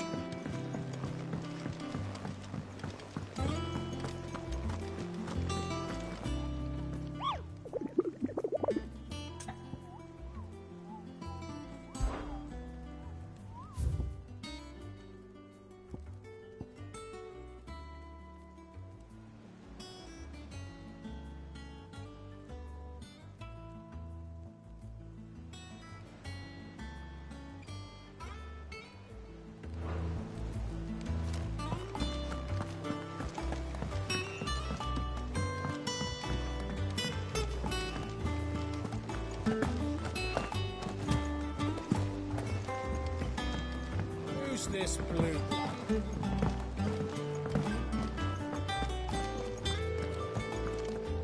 Sid's going to find Cooker and finish the job. Slack, are ya? What's that for you, dear?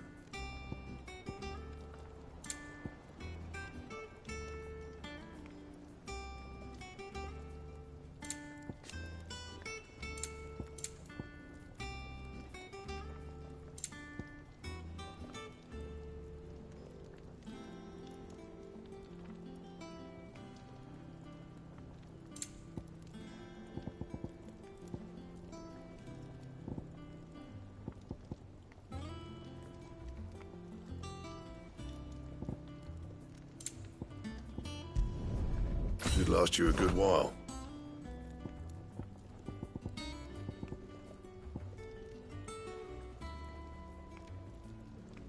Anything else? Clive? What do you want?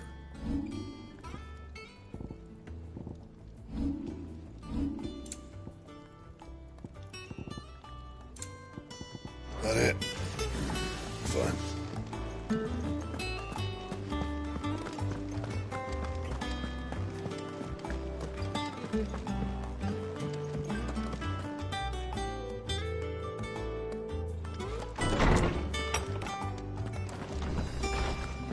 Tone says he's looking for books about Torgal. I know. How good it is to see you, Clive. I have a few new notes that might interest you.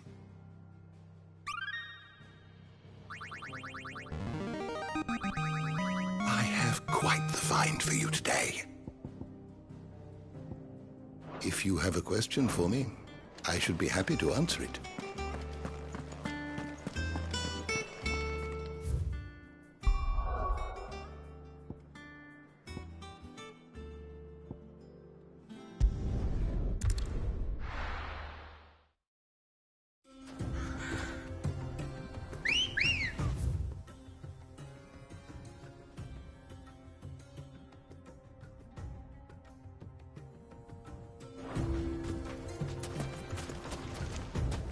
Come on. Yeah!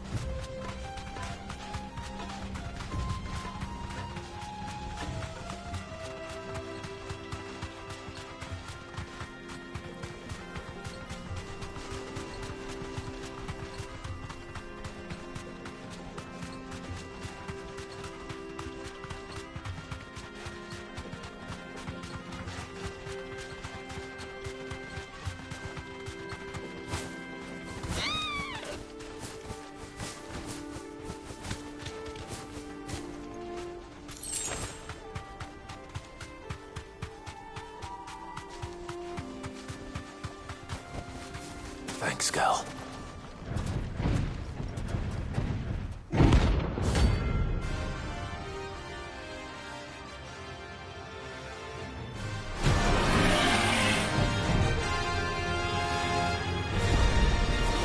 Well, Clive, looks like you're gonna need me to take a sword.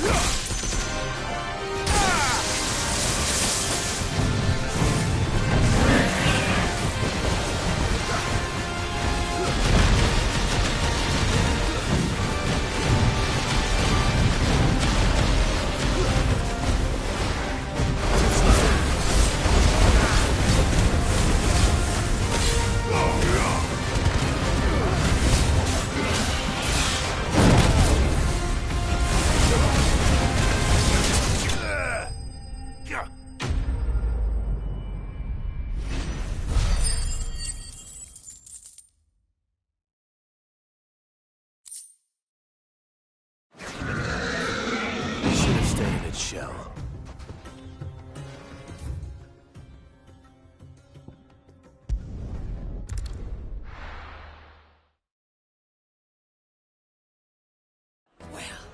This is no good. I was hoping to get Is it true what I'm hearing? The finest Take a sniff, good sir. Bread warm from the oven. Here, have a taste. Plates and pots! Hanging lanterns! Keep it up! Well, we can make our way back to the Fang now. Anything I can interest you in? My thanks. Here you are. We should get going soon. Do you have water?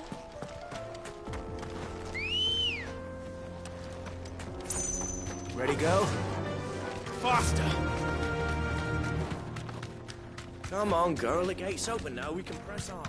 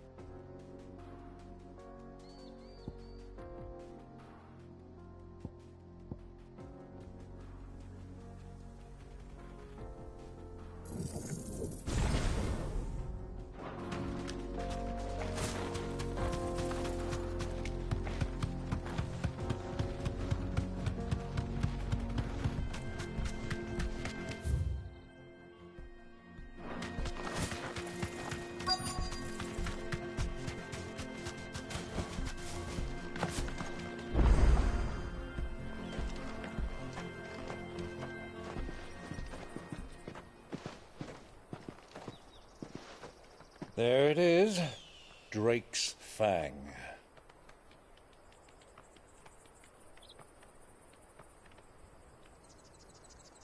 Kupka will be hiding inside. Along with goodness knows how many guards, all on highest alert. You'll need to keep your wits about you if you're to reach him. So be careful. I will, Uncle.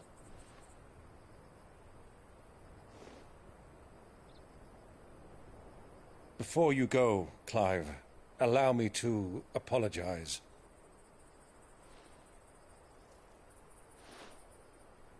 After what befell at Phoenix Gate and the crisis that followed in its wake, I fled.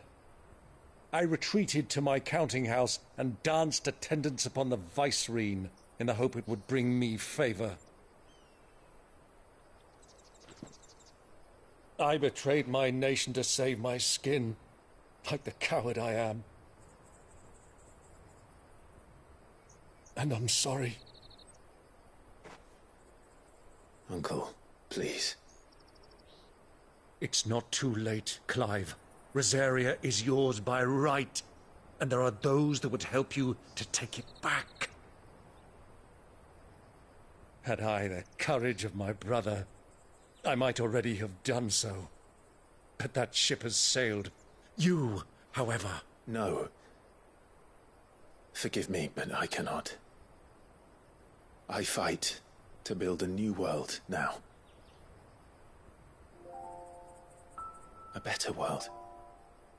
Where men can live and die on their own terms.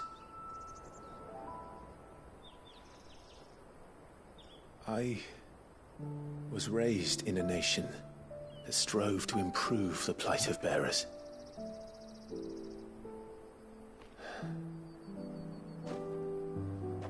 Only later did I realize that spark of freedom did not arise by chance, but was kindled by my father. You would see me follow in his footsteps. And that is exactly what I mean to do.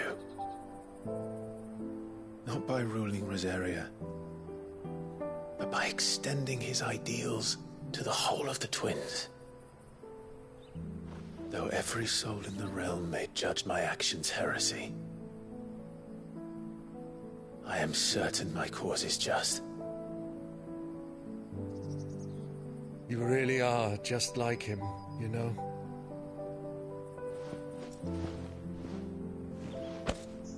Thank you, Clive, for coming back to me. I am proud to call you nephew.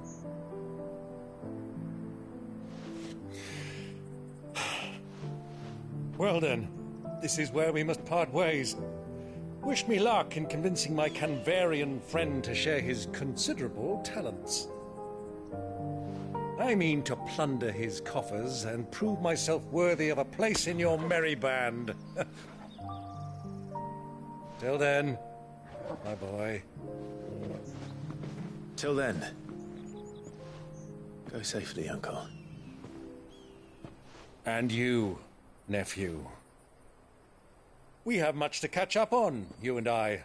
I shall expect you to regale me with the tales of all your adventures when next we meet. You can regale me too, Torgal.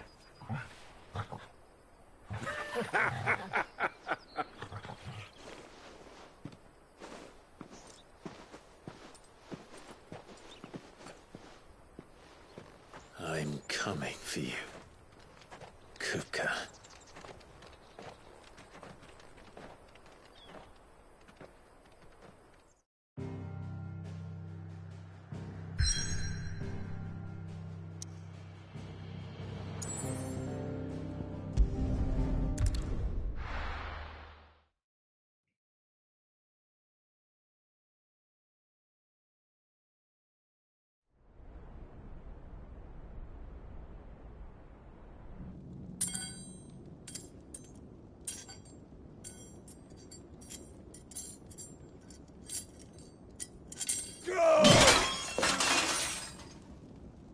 Fuck! Why do they still hurt?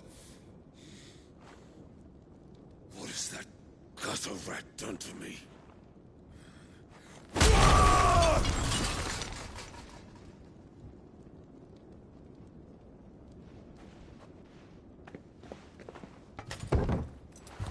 Out of my sight, witch! I'll kill you, Rosfield! I'll rip out your heart! I'll tear you limb from limb! Peace, Hugo. The table shan't hurt you any longer. He sought to humiliate me. Me! If you hadn't interfered, he would be dead! You truly believe you would have triumphed had the battle continued? Titan would have ground him into dust! And how would he have done that without his head? Shut up! You weren't strong enough, and you call yourself a dominant. Or rather, you did. You mock me, Harbert.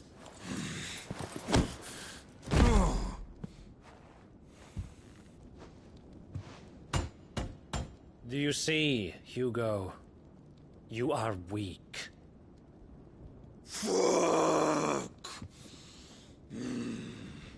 But so long as that fire burns within you, there is still hope. There may yet be a way for you to take your revenge. Tell me, what must I do?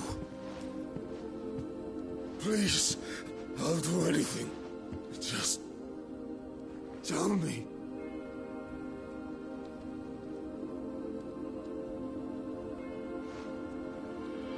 The heart. What of it? A Mother Crystal's heart is the most concentrated source of ether in all creation. Perhaps you could take advantage of that. Of course, the crystal would not yield her blessing to any ordinary man. But then, you are no ordinary man, are you, Hugo?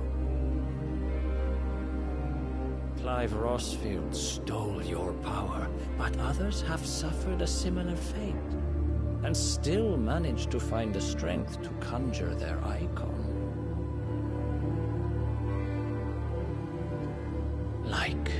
Benedicta Harmon. She too drank of the ether and gained a power beyond human understanding. She did.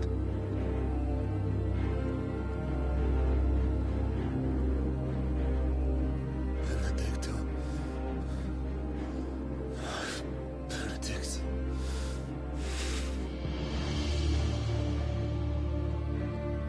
I'll do it. My love. I'll avenge you.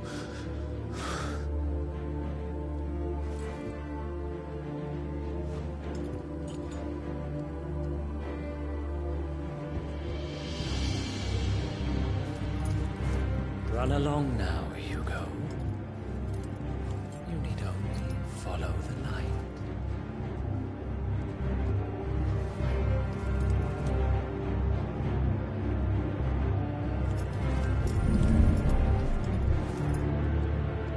Muthos is here. Very well, it shall be so. You may leave everything to me, Your Majesty.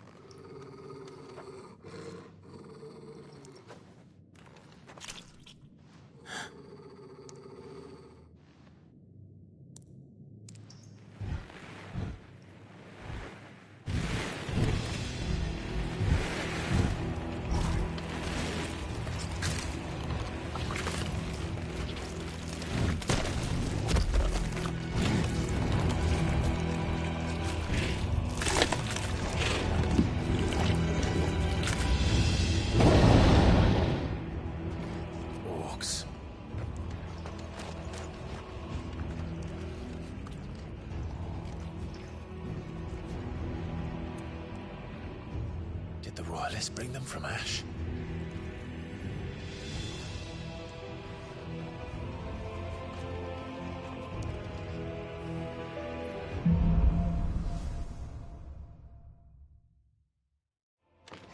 Are the Beastmen part of the Waluda army now?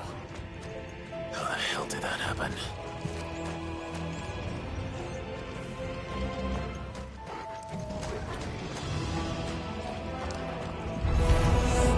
They've spotted us. We can take off.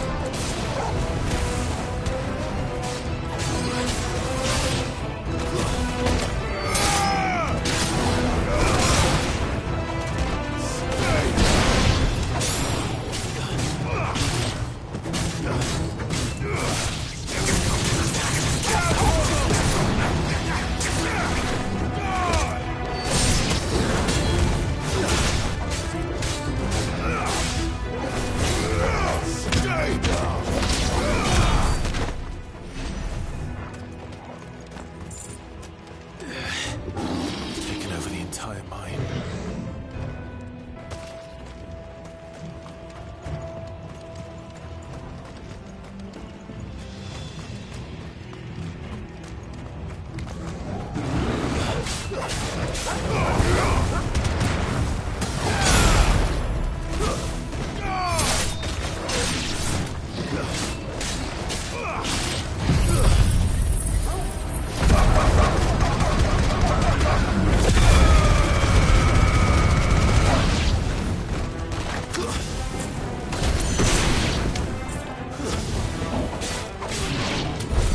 So much for the men of the Rock.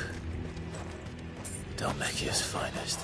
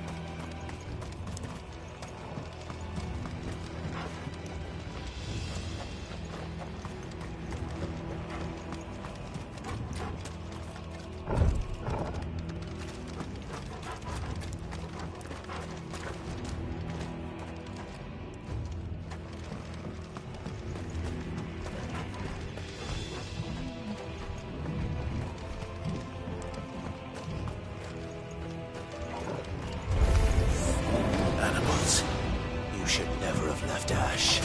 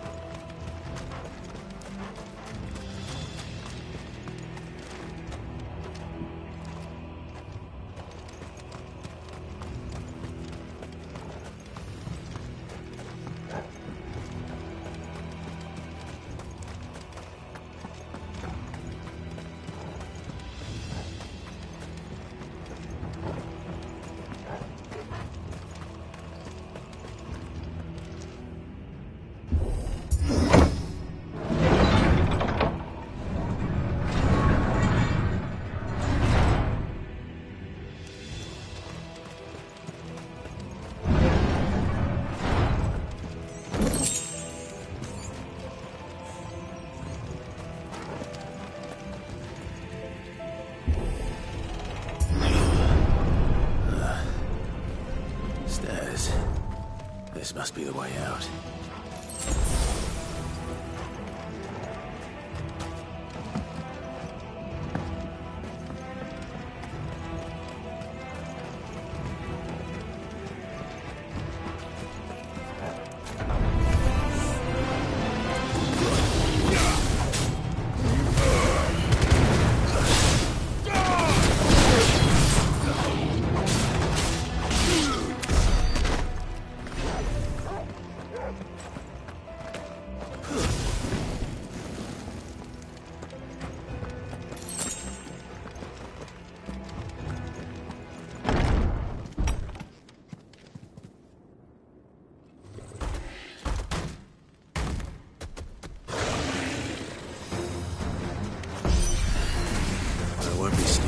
This one. How did it get in here?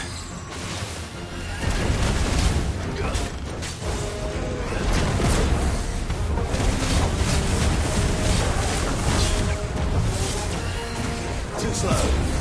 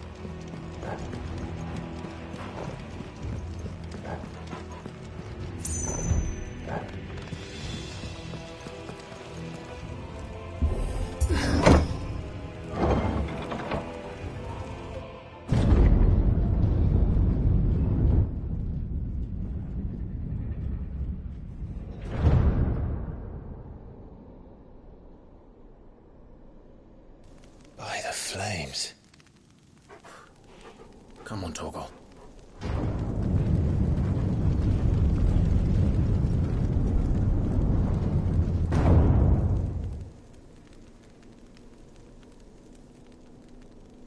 Kuka never did do things by halves.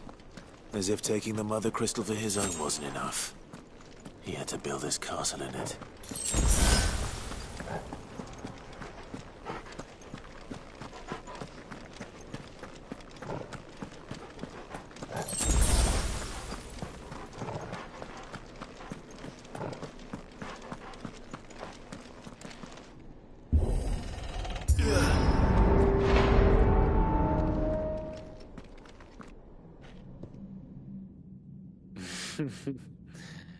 Let the trial begin.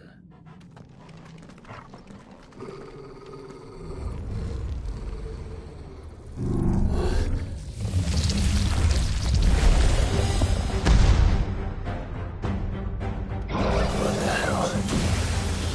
With me,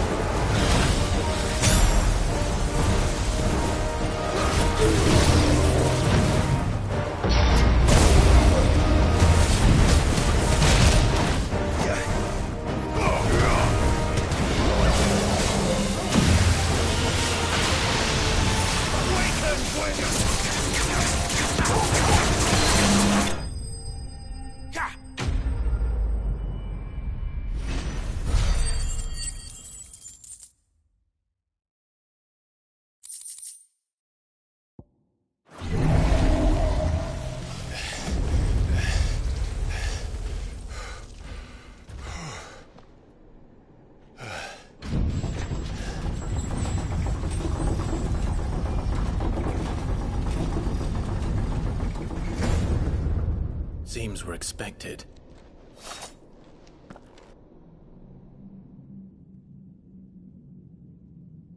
So this is the power of Muthos.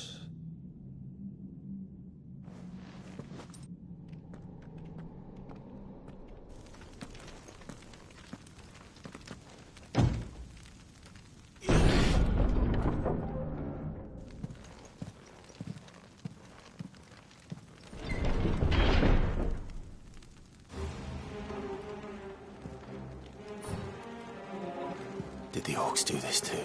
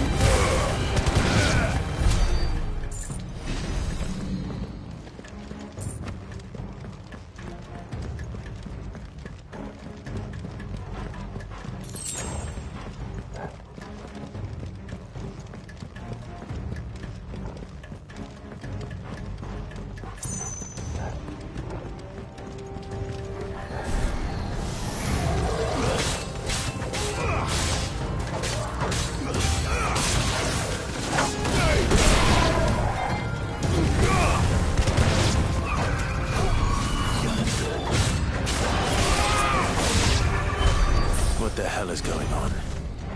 Are these things here for me? Or for him?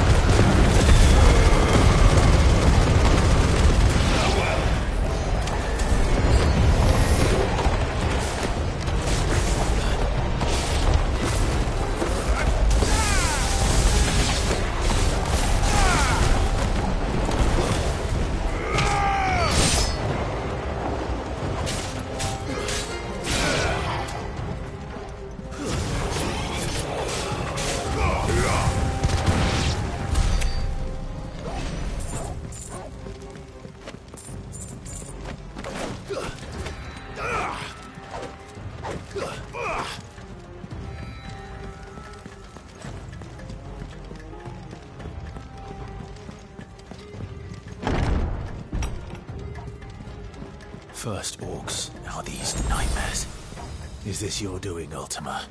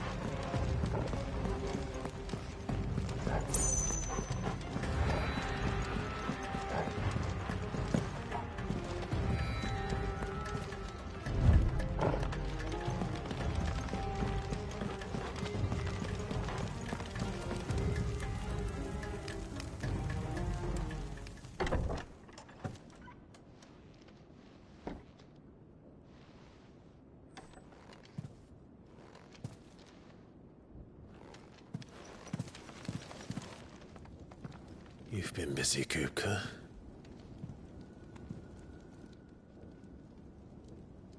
But where did you go?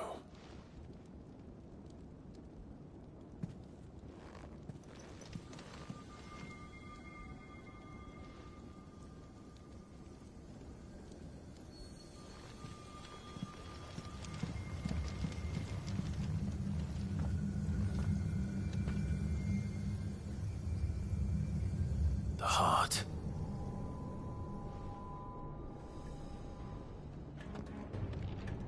He's in the sanctuary. I can feel it. Come on, Torgal.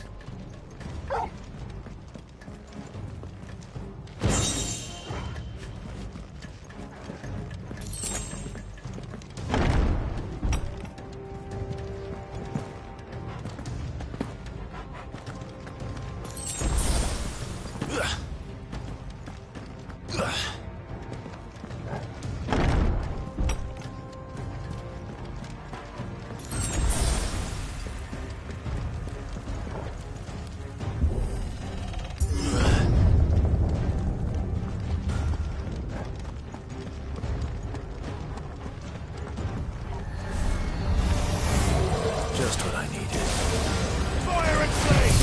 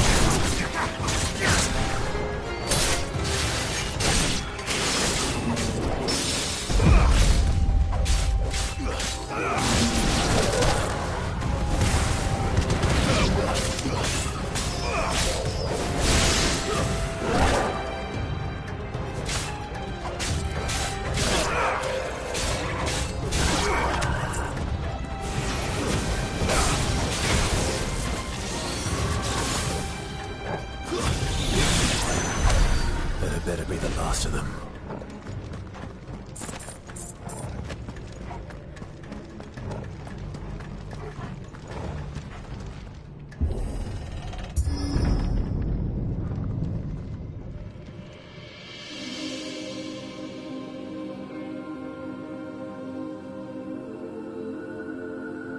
Benedicta, my everything.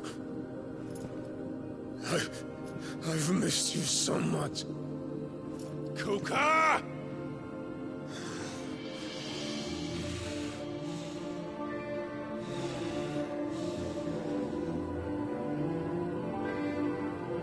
I swear to you, my love, we will never be parted again. What's wrong with him?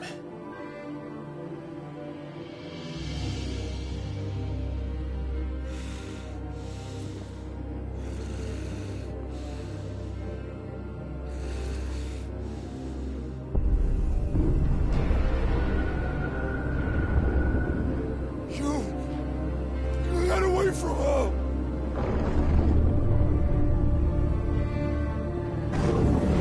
Benedicta!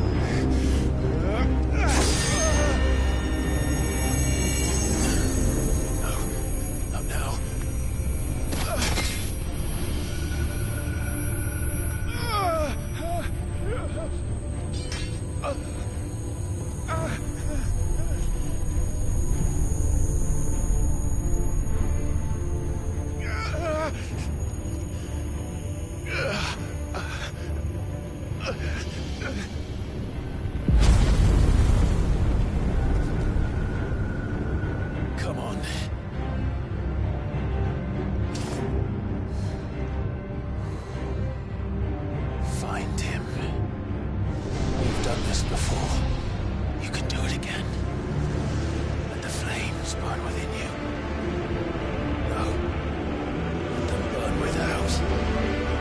Come to me, Ifrit!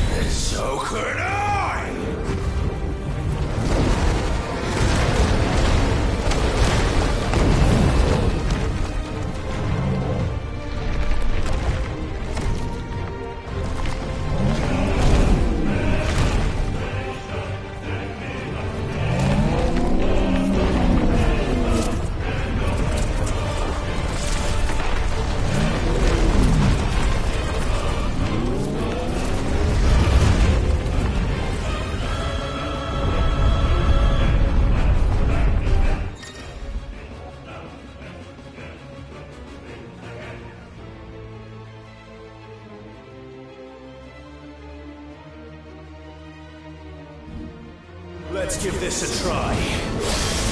Not bad.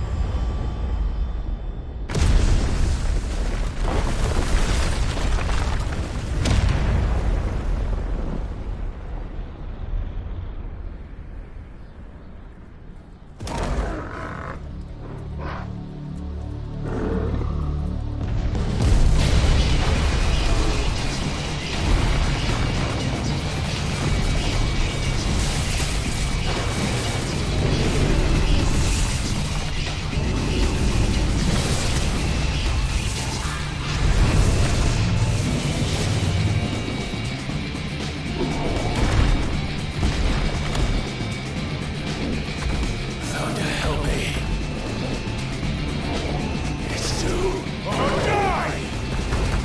I'm coming, Kuka!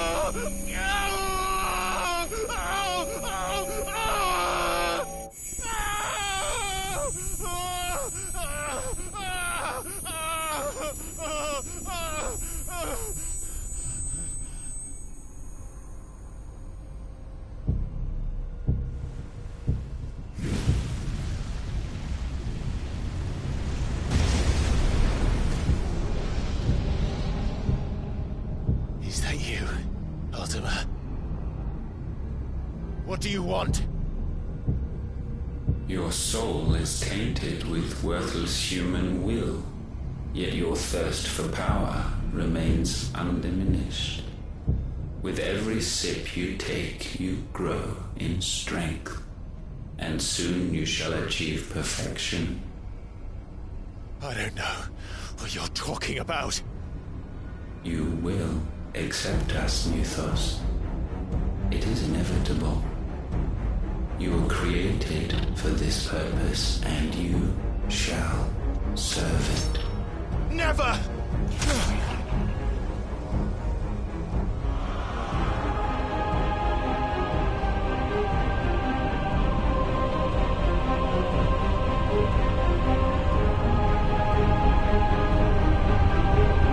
Fight it, Clyde! Don't let him in! Consciousness. We see now. Human will is so insubstantial it cannot exist in isolation. You mitigate its weakness by interweaving it with your consciousness. We believed we had merely to purge you of your will to claim our vessel. It appears we first have to sever every thread of the consciousness that supports it. No matter. The time to build a new world is not yet upon us. We will contemplate.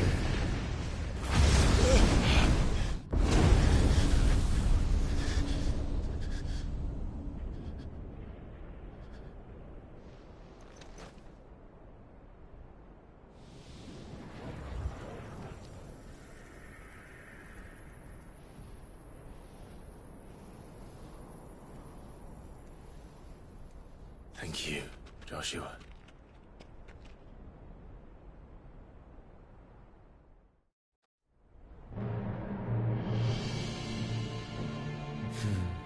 One can no more command the power of ether by drowning in its flood than one can constrain the tides by standing in the sea.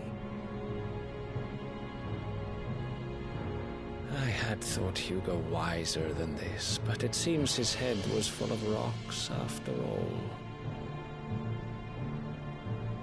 Titan was strong.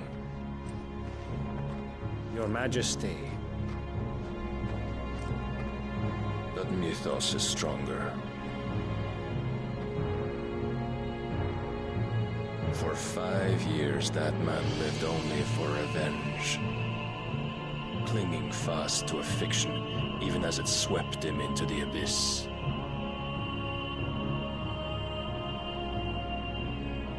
One cannot change one's nature through force of will alone. Only the Almighty can do that.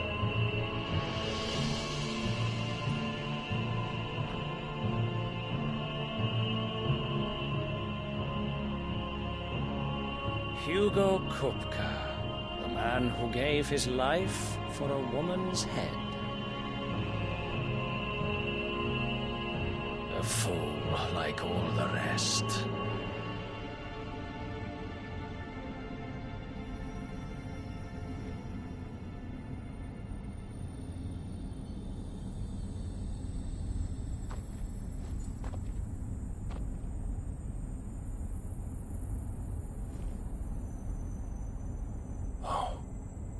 That the death of a mother crystal should be so beautiful.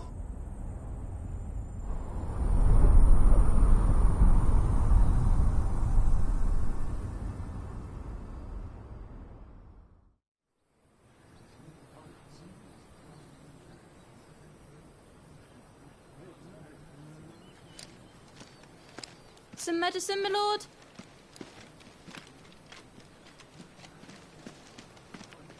I have salves, potions, anything you need. Stop bothering me, urchin, or you'll feel the back of my hand.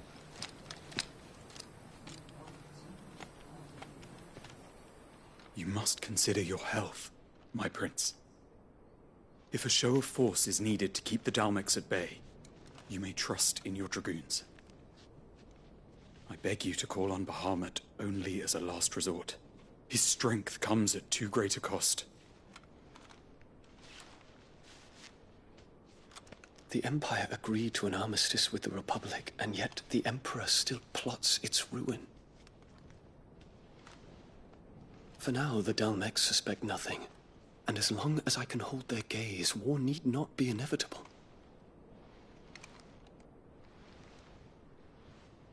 But more than that, Bahamut is the champion of the Empire.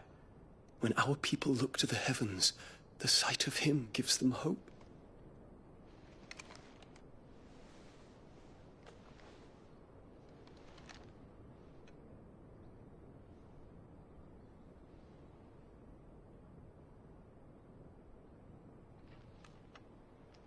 Forgive me, Terence.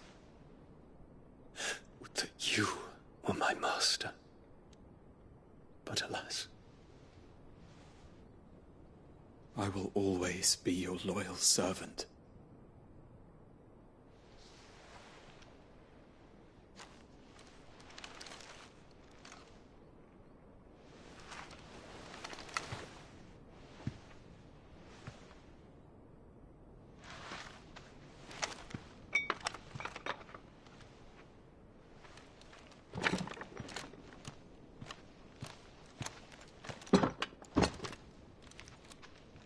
Should the Council's brazen maneuvering prompt the Republic to tear up their own treaty and launch a new assault, our soldiers would advance to meet them, cutting across the Central Isles, but not in time to prevent their forces from breaching the southern defenses and storming Twinside. And so the capital would become a battlefield. Thousands of innocents would die. I cannot allow that to happen. There is one small mercy, at least. You will not be forced to do battle with Titan.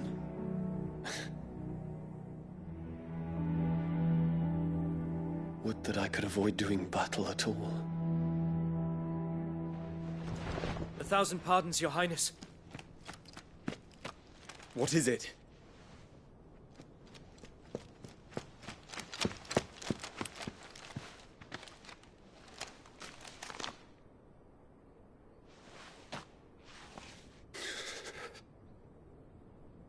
Olivier has been made Emperor. What is the meaning of this? My father's orders. What were they? Quickly! Yes, Your Highness. His Radiance requests that Your Highness maintain position here and... Ah!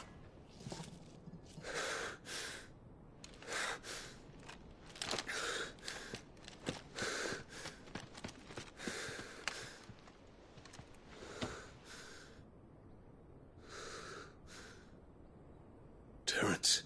Yes, my prince. I must go to the palace. I'll ready your steed.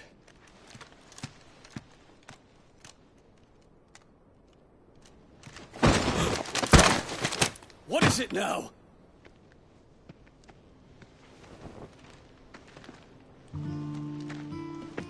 Forgive the intrusion, Your Highness. I know you.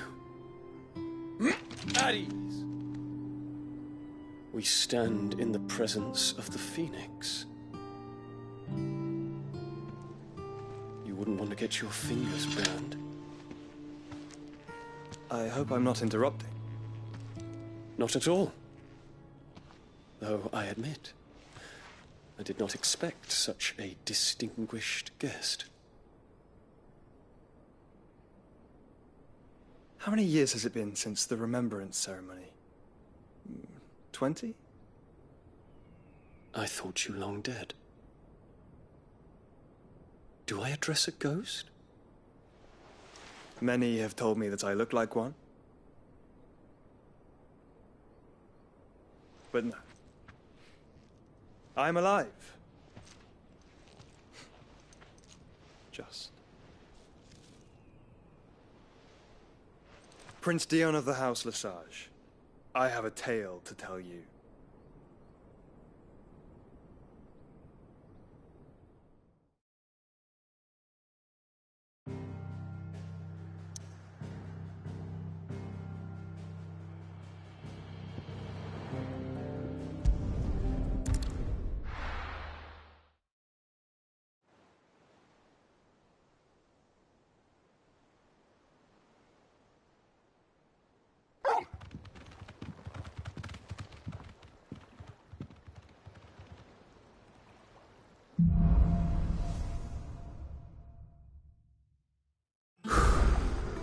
better give Otto the good news.